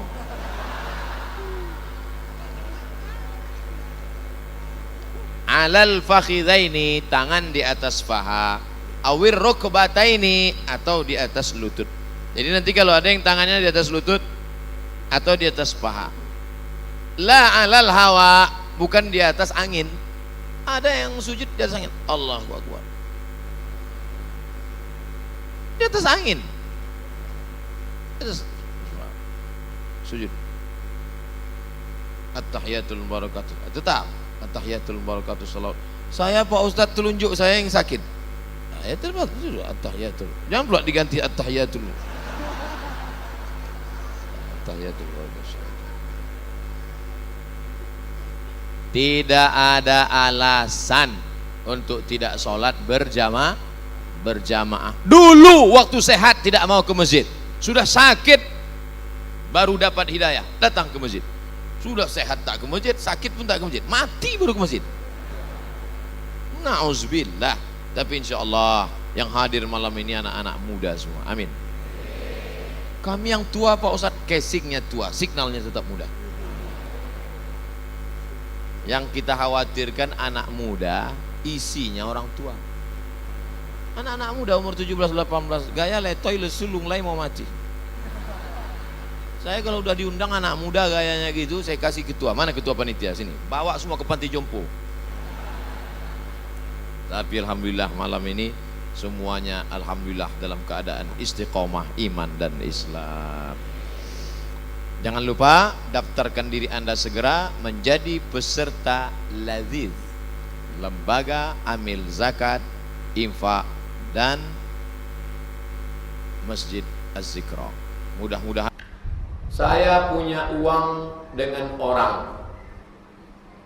Waktu saya mau bayar dia sudah pindah. Saya punya utang dengan orang. Waktu saya mau bayar dia sudah pindah. Gimana tuh Pak Ustaz? Carilah dia. Saya sudah cari tak dapat Pak Ustaz. Hitung berapa duitnya. Utang bapak sama dia berapa? 200.000. Tahun berapa? Tahun 80. Tahun 80 200.000 itu berapa emas? 10 emas Pak Ustaz. Hitung sekarang 10 emas berapa? Jadi yang paling stabil di dunia ini mengalahkan dolar adalah emas. Cara pertama, tahun berapa? Yang kedua, jumlahnya berapa? Yang ketiga, harga emas tahun itu berapa? Nah, hitung harga emas 2017, bayar. Tapi orangnya tak ada. Serahkan ke lembaga yang dinikmati orang banyak. MDA, masjid, tutupkan langsung. Belikan ke semen, belikan ke kubah, belikan. Bayar untuk orang banyak. Boleh. Karena ini umat satu. Dia tak tahu tak pindah ke mana. Sudah saya cari di Google tak jumpa-jumpa Pak Ustaz. Padahal katanya Google mesin pencari. Bolehkah Ustaz misalnya saya beli barang harga 250.000. Terus saya jumpa dengan orang atau saudara, lalu saudara tersebut ingin membeli barang tersebut. Namun kita menjualnya dengan mengatakan kalau harganya 300.000. Padahal dulu dibeli 250. Bohong. Berapa kau beli ini? 300. Padahal belinya 250. Bohong. Orang bohong dusta. Orang dusta neraka tempatnya. Akan terus berdusta. Sekali dusta akan ditutup oleh 10 dusta, akan ditutup oleh 100 dusta. Iyyakum wal kadzib, jangan kau berbohong, karena bohong adalah induk segala dosa. Induk dari segala dosa. Semoga Ustaz dalam lindungan Allah. Amin. Saya dulu pernah mencuri uang saudara yang kebetulan beliau seorang janda, menghidupkan anak yatim. Waktu itu saya kira-kira kelas 4, kelas 5 SD. Bagaimana saya harus menggantinya? Hitunglah berapa waktu itu duitnya dan tahun berapa. Hitung berapa emas, bayar sekarang. Kalau jujur saya takut malu, tak usah jujur. Datang aja ke rumah dia, kasih tahu sama dia. Jujur juga lah itu Pak Ustaz. Maklum dia, umur 4, 45. Ustaz tak pernah nyuri, pernah. Apa yang Ustaz curi? Toples. untuk tempat ikan laga. Saya tengok toples orang tu bagus, saya curi, kelas 3 SD. Sekarang saya beli toples mahal di pasar bawah, saya antar ke rumah. Dulu makcik, aku curi toples makcik. Kapan? Dulu waktu aku SD. Sekarang mau aku bayar, mau terima-terima, tidak tak apa-apa daripada aku cari di padang masak. Ternyata Ustaz nyuri juga dulu ya. Di tempat ikan cupang. Apa hukum belimau Pak Ustaz? Limau tu jeruk, belimau berjeruk. Mandi pakai jeruk. Ambil jeruk nipis, ambil jeruk purut, ambil jeruk segala jeruk, potong racip-racip, masak dengan bunga kantil, bunga melati, bunga ros, bunga mawar, bunga tai ayam, dicampur dengan mayang kelapa, mayang pinang, masukkan ke periuk tanah, masak. Sore bulan puasa gosok-gosokkan kepada. Ustaz kok tahu? Kami orang Melayu. Tradisi mandi belimau dari dulu sampai sekarang. Apa salahnya mandi belimau? Tak salah. Kenapa mesti pakai limau? Karena zaman dulu belum ada Dettol, belum ada Lifebuoy, belum ada Rejoice. Maka mandi pakai limau, menghilangkan kerak-kerak daki-daki, bersih, wangi. Maka malam itu salat tarawih, wangi limau semua. Harum. Apa pula salahnya? Lalu kenapa MUI Sumatera Barat? MUI Sumatera Barat mengharamkan belimau. Fatwanya jelas. MUI Sumatera Barat, belimau haram. Saya pun heran, kenapa MUI Sumbar mengharamkan belimau? Setelah saya selidik, rupanya bukan limaunya. Yang menyebabkan haram, baduo dia teban. Anak gadi, anak lajang, baduo dia teban. Sampai ke tepi sungai, baduo di dalam ban. Mendengar, orang mandi pakai air, dia mandi pakai keyboard. Itu yang menyebabkan haram. Maka kalau ada anak gadis nanti sore Jumat mau mandi belimau, jangan kasih. Ya, kami mandi belimau ya. Tidak. Sebentar aja, sekali tidak. Tidak, jangan pergi. Kami sudah ngaji kemarin di Masjid Al-Muhajirin Jalan Kopen. Tak boleh. Datang istrinya, kasihlah bang. Awak dulu lebih parah daripada itu. Apakah pernah Nabi terlambat sholat? Pernah. Mana hadisnya? Imam Abu Bakar, makmum sahabat. Nabi sakit keras menjelang meninggal. Tak bisa Nabi sholat, suruhnya Abu Bakar jadi imam. Ketika Abu Bakar sedang jadi imam, Nabi waktu itu sakit. Dia sadar, bawakan aku ke masjid. Sedang sakit keras, minta bawakan ke masjid. Dipapah. Sebelah kiri Ali, Sayyidina Ali. Sebelah kanan Fadl bin Abbas, adik Abdullah bin Abbas. Kakinya terseret. Dibawa dari kamar. Jarak kamar Nabi ke mimbar 22 meter. Dibawa. Itulah dia masbuk. Masbuknya waktu sedang sakit keras menjelang meninggal dunia. Tak pernah dia masbuk sekali pun seumur hidup.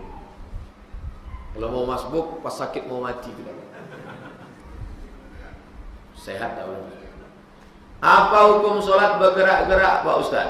Kalau geraknya bukan hajat darurat, bukan gerakan solat, batal. Tapi kalau geraknya hajat, tak batal. Mana contoh gerak hajat? Allahu Akbar, lewat ular kobra. Uqtulul aswadaini, bunuhlah dua yang hitam walaupun kau sedang sholat. Ada sendal, pukulkan sampai mati. Tak batal sholat. Atau adik-adik sedang outbound camping di Bukit Naang. Di depan ada kolam. Pas sedang sholat tiba-tiba tak tahu tak datang dari mana, ada orang buta lewat. Jangan biarkan dia nyemplung ke dalam. Maka tarik tangannya. Tapi jangan ngomong, tarik tangannya lewatkan kolam. Tak batal sholat. Jangan masuk ya Pak, batal sholat. Adapun gerakan-gerakan batal sholat. Nengok-nengok. Besar betul. Batal sholat. Apa hukum sholat yang mata kakinya disatukan dengan orang sebelahnya? Soalnya tadi di samping saya ada Ustadz menempelkan kaki di sebelah. Sawu sufuf, luruskan shaf. Fa inna taswiyatas sufuf min tamamis shalah. Lurusnya shaf bagian dari kesempurnaan salat. Qadamun bi qadamin, kaki rapat dengan kaki. Mangkibun bi mangkibin, bahu rapat dengan bahu. Bahu rapat dengan bahu. Saddul khalal, tutup celah, tak boleh ada celah. Cuman ketika bahu kita rapat, kita tak risih. Kenapa tak risih? Karena ada kainnya. Tapi ketika kaki rapat, risih karena tak ada kain. Apalagi digerak-geraknya pula. Saya termasuk yang tak risih. Kalau ada orang menempel kaki saya diam aja. Tapi kalau kita tempel kaki dia sekali, dia geser, jangan kita tempel lagi. Nanti asyik dengan kaki aja lah. Saddul khalal, asal rapat aja udah cukup. Rapat dah. Dia tempel sini. Takut kita dia preman baru tobat, 2 kali dia dipijakkan. Betul. Buat tinju di masjid. Begitu bertinju di masjid, datang orang dari luar masjid. Kenapa mereka tinju? Gara-gara kaki. Untung awak tidak ke masjid. Apakah wanita yang haid boleh ziarah kubur? Boleh. Lalu apa dibacanya? Salam. Assalamualaikum ya ala diyar minal mu'minin wa inna insyaallah bikum lahiqun yarhamullahu mustaqdimin wal mustakhirin. Nasallallahu lana wa lakumul afiyah. Allahumma fir lahum warhamhum wa'afihim wa'afan. Boleh. Yang tak boleh baca Quran. Kalau uang hasil penjualan tanah zakat yang dikeluarkan, jual tanah, ya berapa jual tanah? 100 juta. 100 juta. Tanggal 27 Syawal. Apakah langsung keluar zakatnya? Tidak. Pegang duit itu selama setahun. Setelah setahun baru wajib. Saya kalau setahun habis nanti nih Pak Ustaz, saya mau keluarkan langsung. Bagus. Berapa zakatnya? 2,5 juta. 2,5%. 10 juta 250.000. 100 juta 2,5 juta. Ini saya husnuzon bapak-bapak, ibu-ibu punya duit 100 juta. Amin. Tak yakin nampaknya bunyi amin. Yang punya duit 100 juta, zakatnya 2,5 juta. Keluarkan enggak Pak? Setiap tahun. 1 kali tahun keluarkan 2 juta. Keluarkan. Habislah Pak Ustaz, memang habis. Makanya dalam Islam duit itu mesti diinvestasikan. Duit itu macam air sumur. Air sumur harus ditimba, kalau tidak air busuk. Darah ini harus menyembur terus. Filosofi darah. Kalau darah berhenti jadi nanah, busuk. Zakat apa Pak Ustaz? Zakat uang. Kalau tanah tak ada zakatnya. Kecuali tanah jualan, tukang jual kapling tanah. Itu ada zakatnya. Setelah tanah dirubah jadi duit, zakat duit namanya. Tanah saya ini Pak Ustaz luas, tapi disewa orang, zakat dari sewa. Berapa disewanya? Disewanya 1 tahun 50 juta. Keluarkan zakatnya 2,5%, 12,5 juta. Mobil tak ada zakatnya. Apa mobil Bapak? Sedan Ferrari Pak Ustaz. Sedan Ferrari harga 2 miliar, pintunya 2. Ternyata mobil itu makin sedikit pintunya makin mahal. Nanti ada mobil tak berpintu sama sekali. Tak ada zakatnya. Tapi ternyata dipakai pengantin sebulan 8 kali. Satu ahad. Sekali pakai 10 juta. 80 juta. Keluarkan zakatnya. Berapa? 2 juta. Saya punya kos-kosan di dekat UIR, dekat Undri Pak Ustaz, dekat UIN. Berapa? 100 pintu. Banyak tuh Pak. Pintunya aja. 100 pintu, 1 pintu 1 juta. Berarti sebulan 100 juta. Keluarkan 2,5 juta. Lihat jam. Ini yang udah ada di situ jangan grogi. Ibu yang ada di atas, kami dari bawah ini melihat kalian seperti ingin melihat Mas Koki.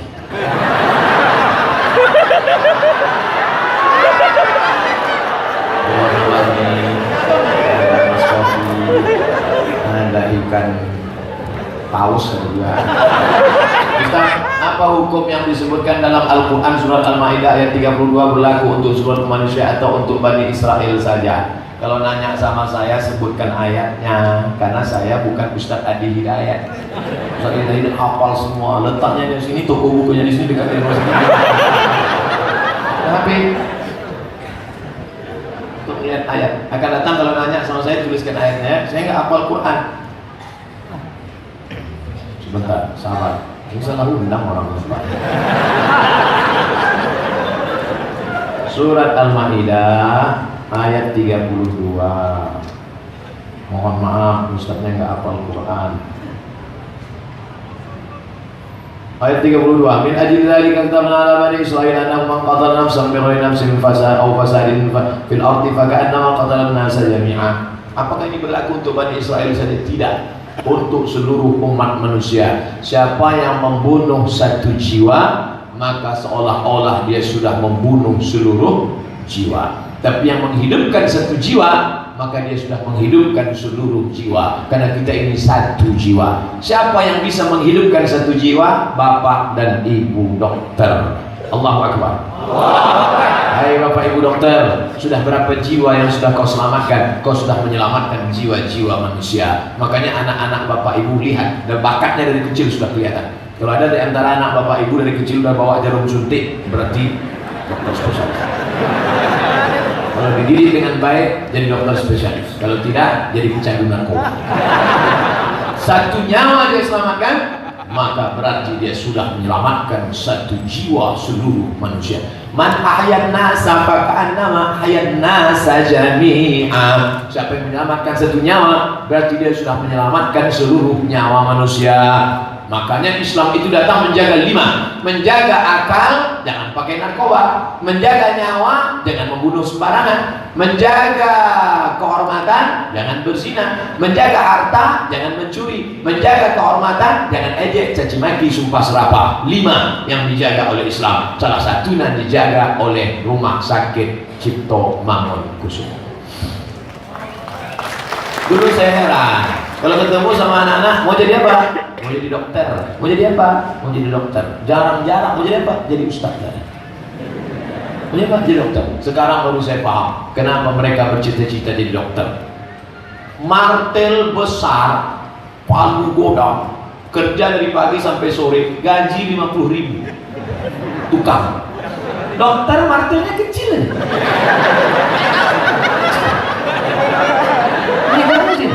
Pukul meletut 7 juta.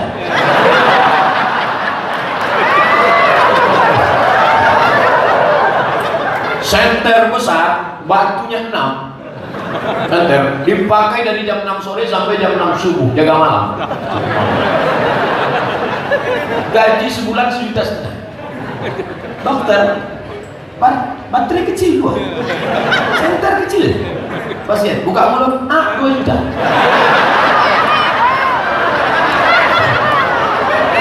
Makanya kalau ada dokter yang pelit, itu lebih dulu masuk neraka.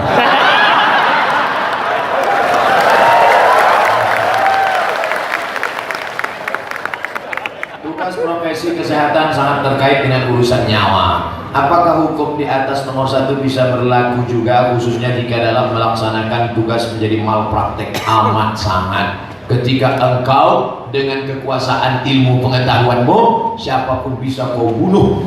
Siapapun bisa kau bunuh. Oleh sebab itu maka sumpah menjadi dokter luar biasa. Tapi jangan gara-gara ini adik-adik jadi takut jadi dokter. Enggak. Saya sudah ceritakan. Kalau bisa kau selamatkan satu nyawa, semua sudah. Kau bisa jadi dokter spesialis, kau sudah bisa membantu fakir miskin, orang susah, melarat, sakit. Bayangkan, saya masuk ke pedalaman suku Terasing, Melayu tua, suku Akit, suku Melayu.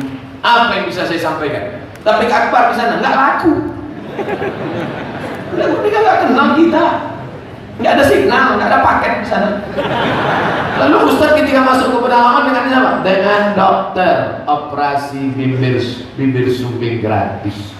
Periksa ibu hamil gratis, skitan massal gratis. Makanya dokter lebih dulu masuk surga dengan amal-amal soleh.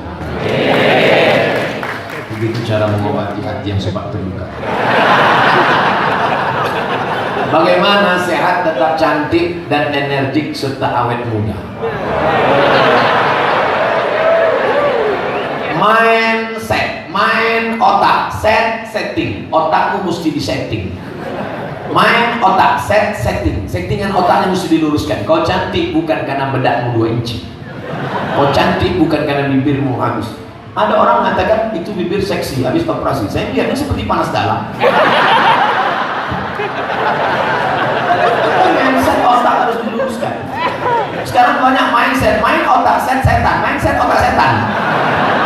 Wala udillan wala umin wala udillannahum, kami sesatkan otak mereka. Wala umanniyannahum, kami buat mereka berhalusinasi, berimajinasi. Aku cantik, aku cantik, aku cantik, aku cantik.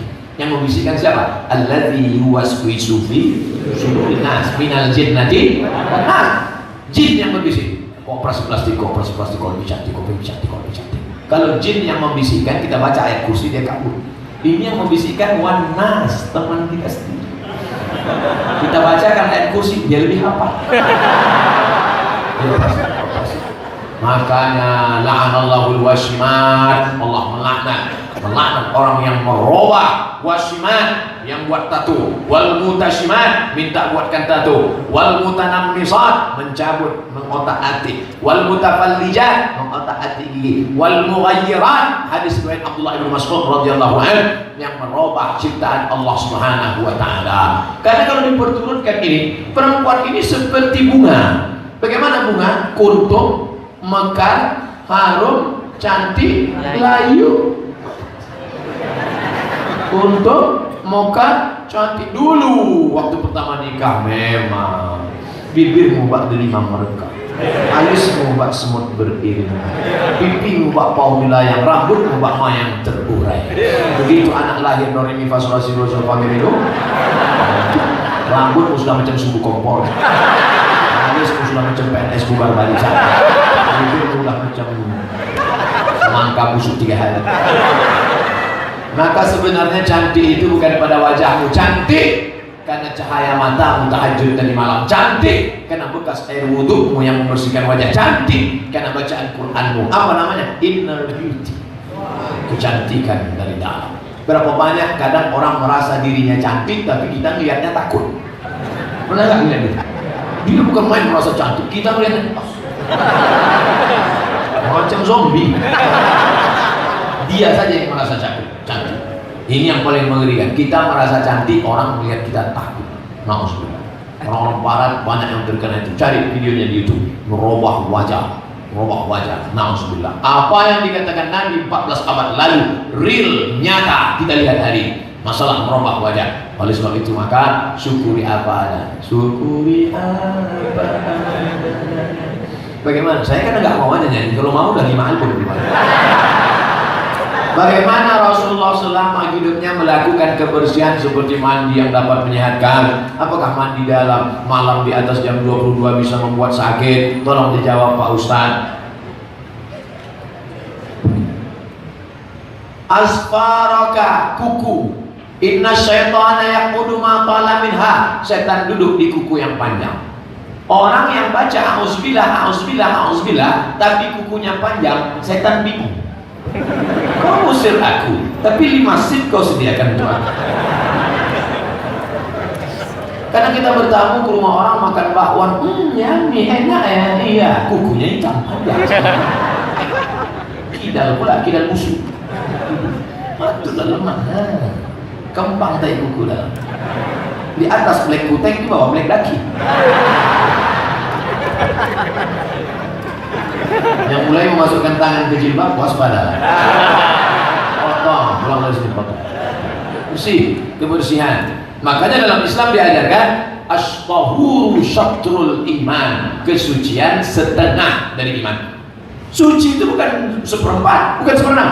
Suci setengah dari iman. Kenapa? Karena orang yang tidak suci, sholatnya tidak sah. Mandi wajib, bersih semuanya, mandi. Ada tulisan dikirim sahabat ke grup, stroke di kamar mandi. Kenapa orang stroke di kamar mandi? Kenapa tidak stroke di musola? Ternyata ketika orang di kamar mandi, dia ambil air langsung dia siramkan ke kepalanya, maka kepalanya kena air dingin, darah menyembur dari jantung mau naik ke atas, tapi salurannya tersumbat. Tapi Nabi Muhammad SAW 14 abad yang lalu sudah mengajarkan air disiramkan ke kaki sampai mata kaki, terus ke betis sampai lutut, naik ke atas paha sampai ke pinggang, naik ke atas, dimulai dari sebelah kanan, dimulai sampai ke atas. Sesungguhnya mukjizat mandi. Dokter spesialis datang. Ustaz Somad, ya Pak dokter, coba bacakan ayat wudu. Idza qumtum ila sholati fagsilu wujuhakum, basuh wajah, wa aydiyakum ilal marafiq, tangan sampai siku, wamsahu birususikum, usap kepala sampai telinga, wa arjulakum ilal ka'bain, kaki sampai mata kaki. Yang tangan tadi Pak Ustaz, ilal marafiq, sampai ujung Pak Ustaz. Sah. Kenapa sampai siku Pak Ustaz? Jangan banyak-banyak tanya, udah gitu dalam Quran. Kalau kita nggak tahu jawabannya, pura-pura marah. Sudah saya selalu sebut. Ustaz, kenapa sampai siku Pak Ustaz? Jangan tanya Pak dokter. Udah begitu aja. Ustaz Somad, kami di rumah sakit kalau mau operasi orang, kami cuci tangannya gitu Pak Ustaz, seperti dalam Quran. Mencuci sampai siku. Saya penasaran, saya balik tanya, kenapa nggak sampai ujung Pak dokter? Untungnya dokter ini nggak dendam. Coba dia dendam, jangan tanya. Ustaz Somad, kalau kami cuci tangan kami sampai siku, maka bakterinya ikut dengan air sampai ke siku, steril, bersih. Tapi kalau kami cuci sampai turun ke bawah, maka menggantung di ujung jari. Maka begitulah kalau kita berwudu Ustaz Somad, lama-lama dia pulang ceramah saya. Ternyata Islam sudah mengajarkan sterilisasi, kebersihan, kesucian, mengalahkan.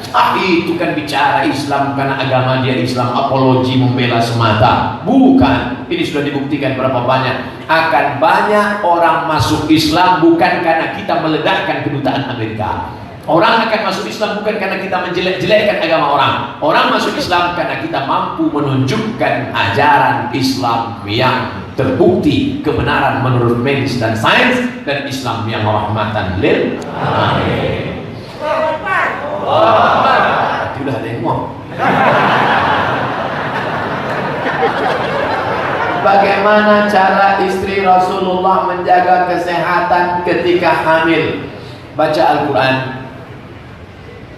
Subuh Jumat, rakaat pertama, rakaat kedua, di antara ayat yang dibaca, hal ata 'alal insani hinum minad dahri lam yakun syai'an madhkura. Inna khalaqanal insan, kami ciptakan manusia min nutfatin, dari sperma, amsajin, kami campur dengan sel ovum, sel telur, faja'alnahu sami'an basira. Saya ketika membacakan ayat ini, kami ciptakan manusia dari sperma, dicampur dengan sel ovum, sel telur, kami jadikan dia bisa mendengar, bisa membaca. Pas saya sedang ceramah kultum subuh, datang jamaah ngasih secari kertas. Ustaz Somad, ayat yang Ustaz jelaskan tadi sesuai dengan ilmu saya. Rupanya yang ngirim kertas itu SPOG, spesialis kandungan.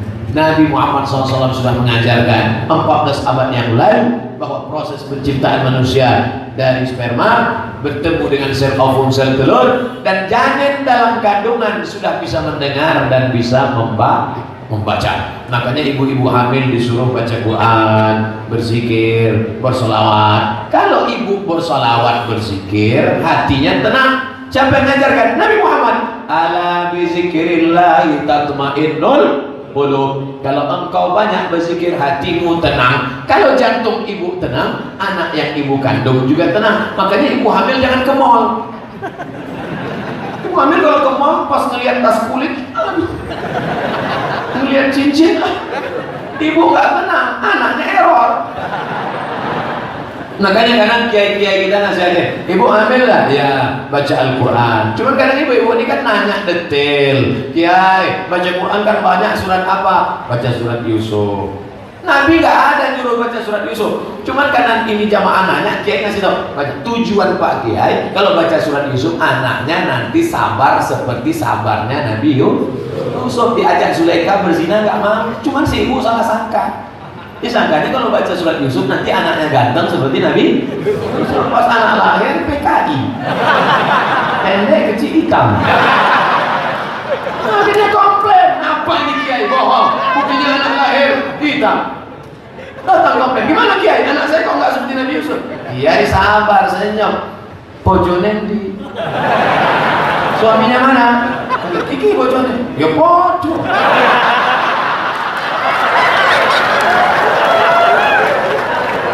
Makanannya halal, halalan thayyibah, ibunya berzikir. Sekarang diajarkan senam ibu hamil, mesti begini, mesti begini, mesti begini. Banyak saja sholat sunnah, tentu tetap konsultasi ke dokter. Kalau hamil sekian bulan masih boleh ruku apa enggak? Saya katanya nggak boleh ruku, Pak Ustaz. Sholat duduk seperti di pesawat. Nggak bisa juga Pak Ustaz karena hamilnya besar, terlentang, miring, arah ke kiblat. Nggak bisa juga terlentang, pakai isyarat mata. Allah. Nggak juga bisa Pak Ustaz. Kami sholat kan? Banyak suami-suami yang ketawa. Boleh. Amalan apa saja yang harus dilakukan saat hamil agar anaknya menjadi anak yang soleh dan solehah? Mengalir darah ibu dalam darah anak.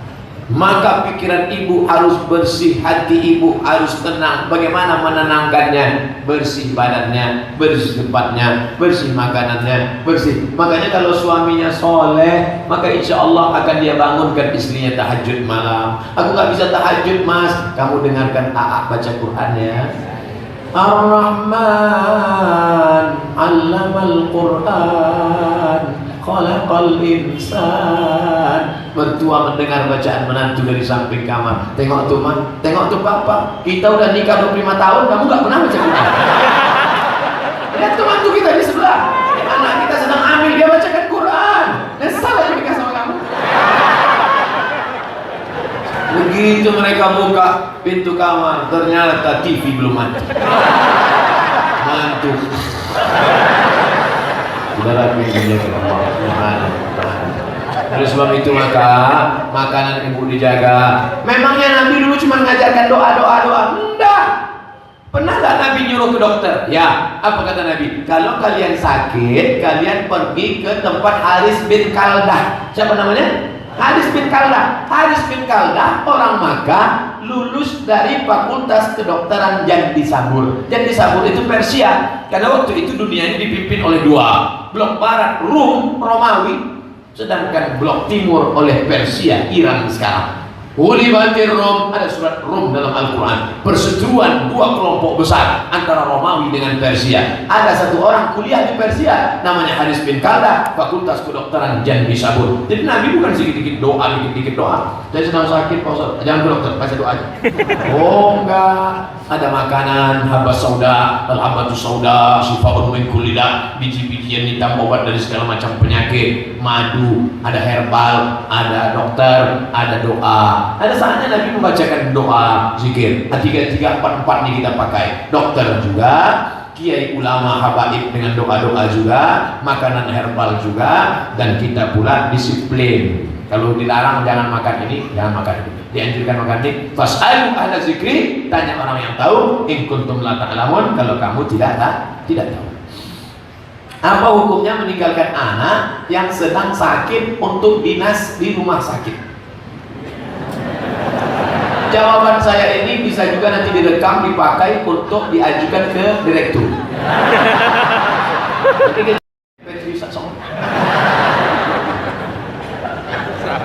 Kamu kerja di mana? RSUD, berarti kamu makan uang APBD Kabupaten Provinsi.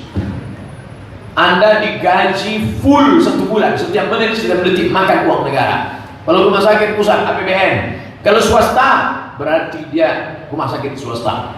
Maka harus komitmen bertanggung jawab. Ada sumpah jabatan, ada janji pekerjaan. Ini anak saya sakit, suami bukan ada. Suami saya juga kerja, adik bukan ada. Ada kompensasi yang dibayar di sana. Oleh sebab itu maka kalau masih bisa dijagakan ke orang lain, kamu bekerja, nanti kan ada sip-sipannya, bukan kerja 24 jam.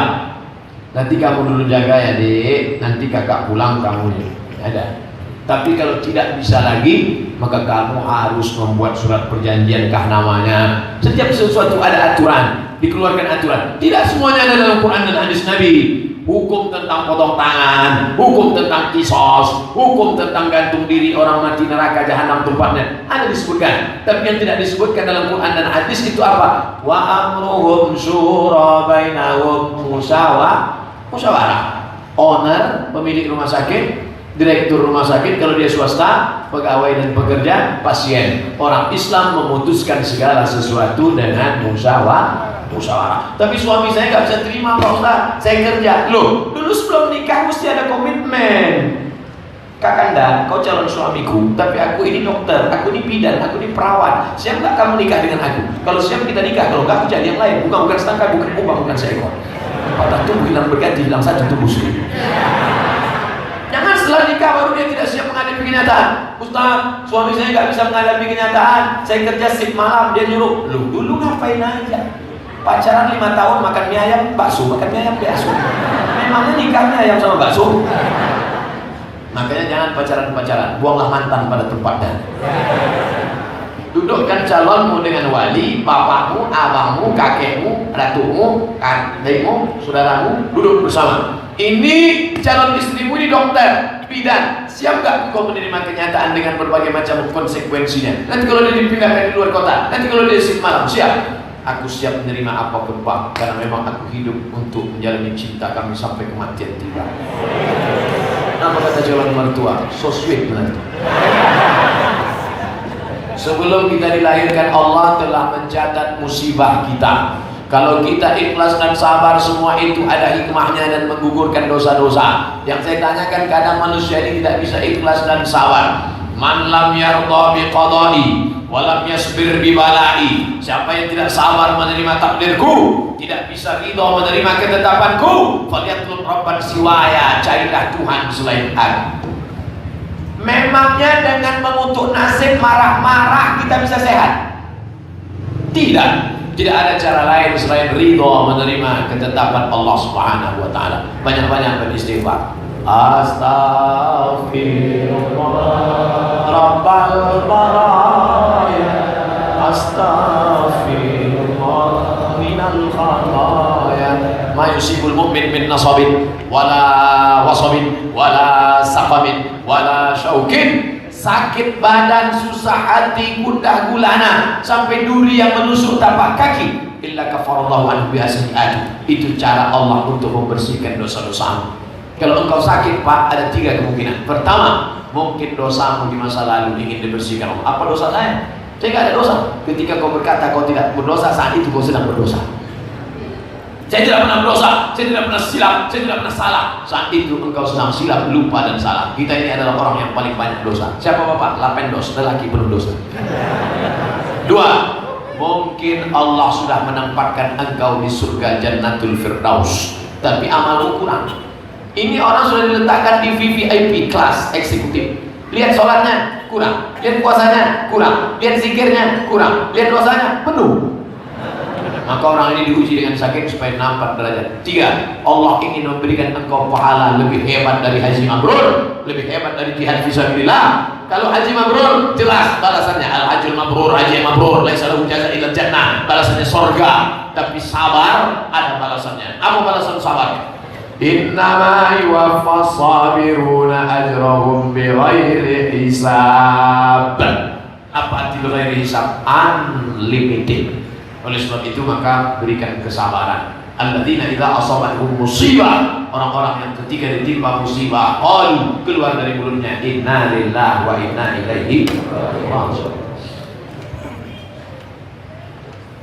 Benarkah sulit itu anugerah dan menghapuskan dosa? Itu termasuk anugerah. Sulit. Ada kabel yang terjepit, ada korslet. Ingat, ada hukum sebab akibat. Kalau kau ambil pisau dengan penuh kesadaran, kau ambil pisau lalu kau potong ke urat nadi, maka itu namanya hukum sebab akibat. Makanya nanti kalau menjenguk orang yang sengaja bunuh diri di rumah sakit, jangan kau katakan sabar ya, ini takdir Allah. Enggak. Nah, inilah perbuatanmu. Rasakan. Tapi ada orang yang sholatnya rajin, puasanya rajin, istiqomah beribadah, tak ada angin, tak ada hujan, bawa motor trail, untuk mengecek lampu-lampu yang ada di jalan raya di tengah malam, tiba-tiba ban depannya masuk paret, tiba-tiba helmnya pecah, geger otak. Saat itu adalah ujian, kesulitan dari Allah SWT.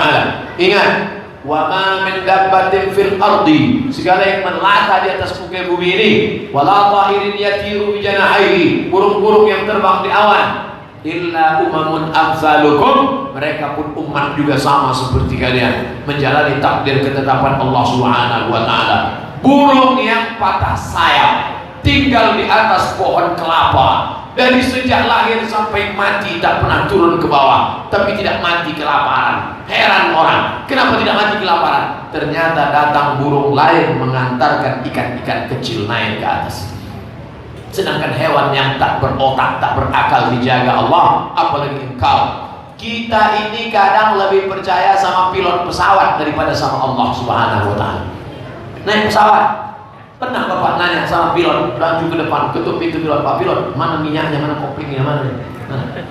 Ketika kau naik di pesawat, kau nyaman, adem, ayam, tentram, percaya saja. Padahal mereka pakai sabu-sabu. Berapa yang tertangkap mereka? Kau percaya, tapi sama Allah kau tak percaya. Mana imanmu? Orang yang tak percaya sama Allah sama dengan orang naik kapal laut tapi meluk koper terus. Dipeluknya terus koper. Sampai orang di kapal heran, kamu kenapa meluk koper? Aku takut nanti ini hilang. Padahal engkau pun berada di sebuah bahtera kapal yang besar. Yakinkan bahwa ini kuasa Allah. La haula wala quwata illa billah. Innama amruhu iza arada syai'an ayaqula lahu kun. Kepala ini terlalu kecil untuk memikirkan dunia, saudara. Ini kepala, ukuran nomor 9. Mau kau masuk ke dunia beserta isinya ke dalam kepalamu, pum, pecah pembuluh darah, stroke, stres, mati. Maka dunia ini jangan terlalu dipikirkan, tapi jangan pula tidak dipikirkan. Saya tidak ingin anak-anak muda keluar dari sini nggak pakai helm, pakai motor, tangkap sama polisi. Kenapa? Aku tak pikirkan dunia lagi. Juga kena tilang.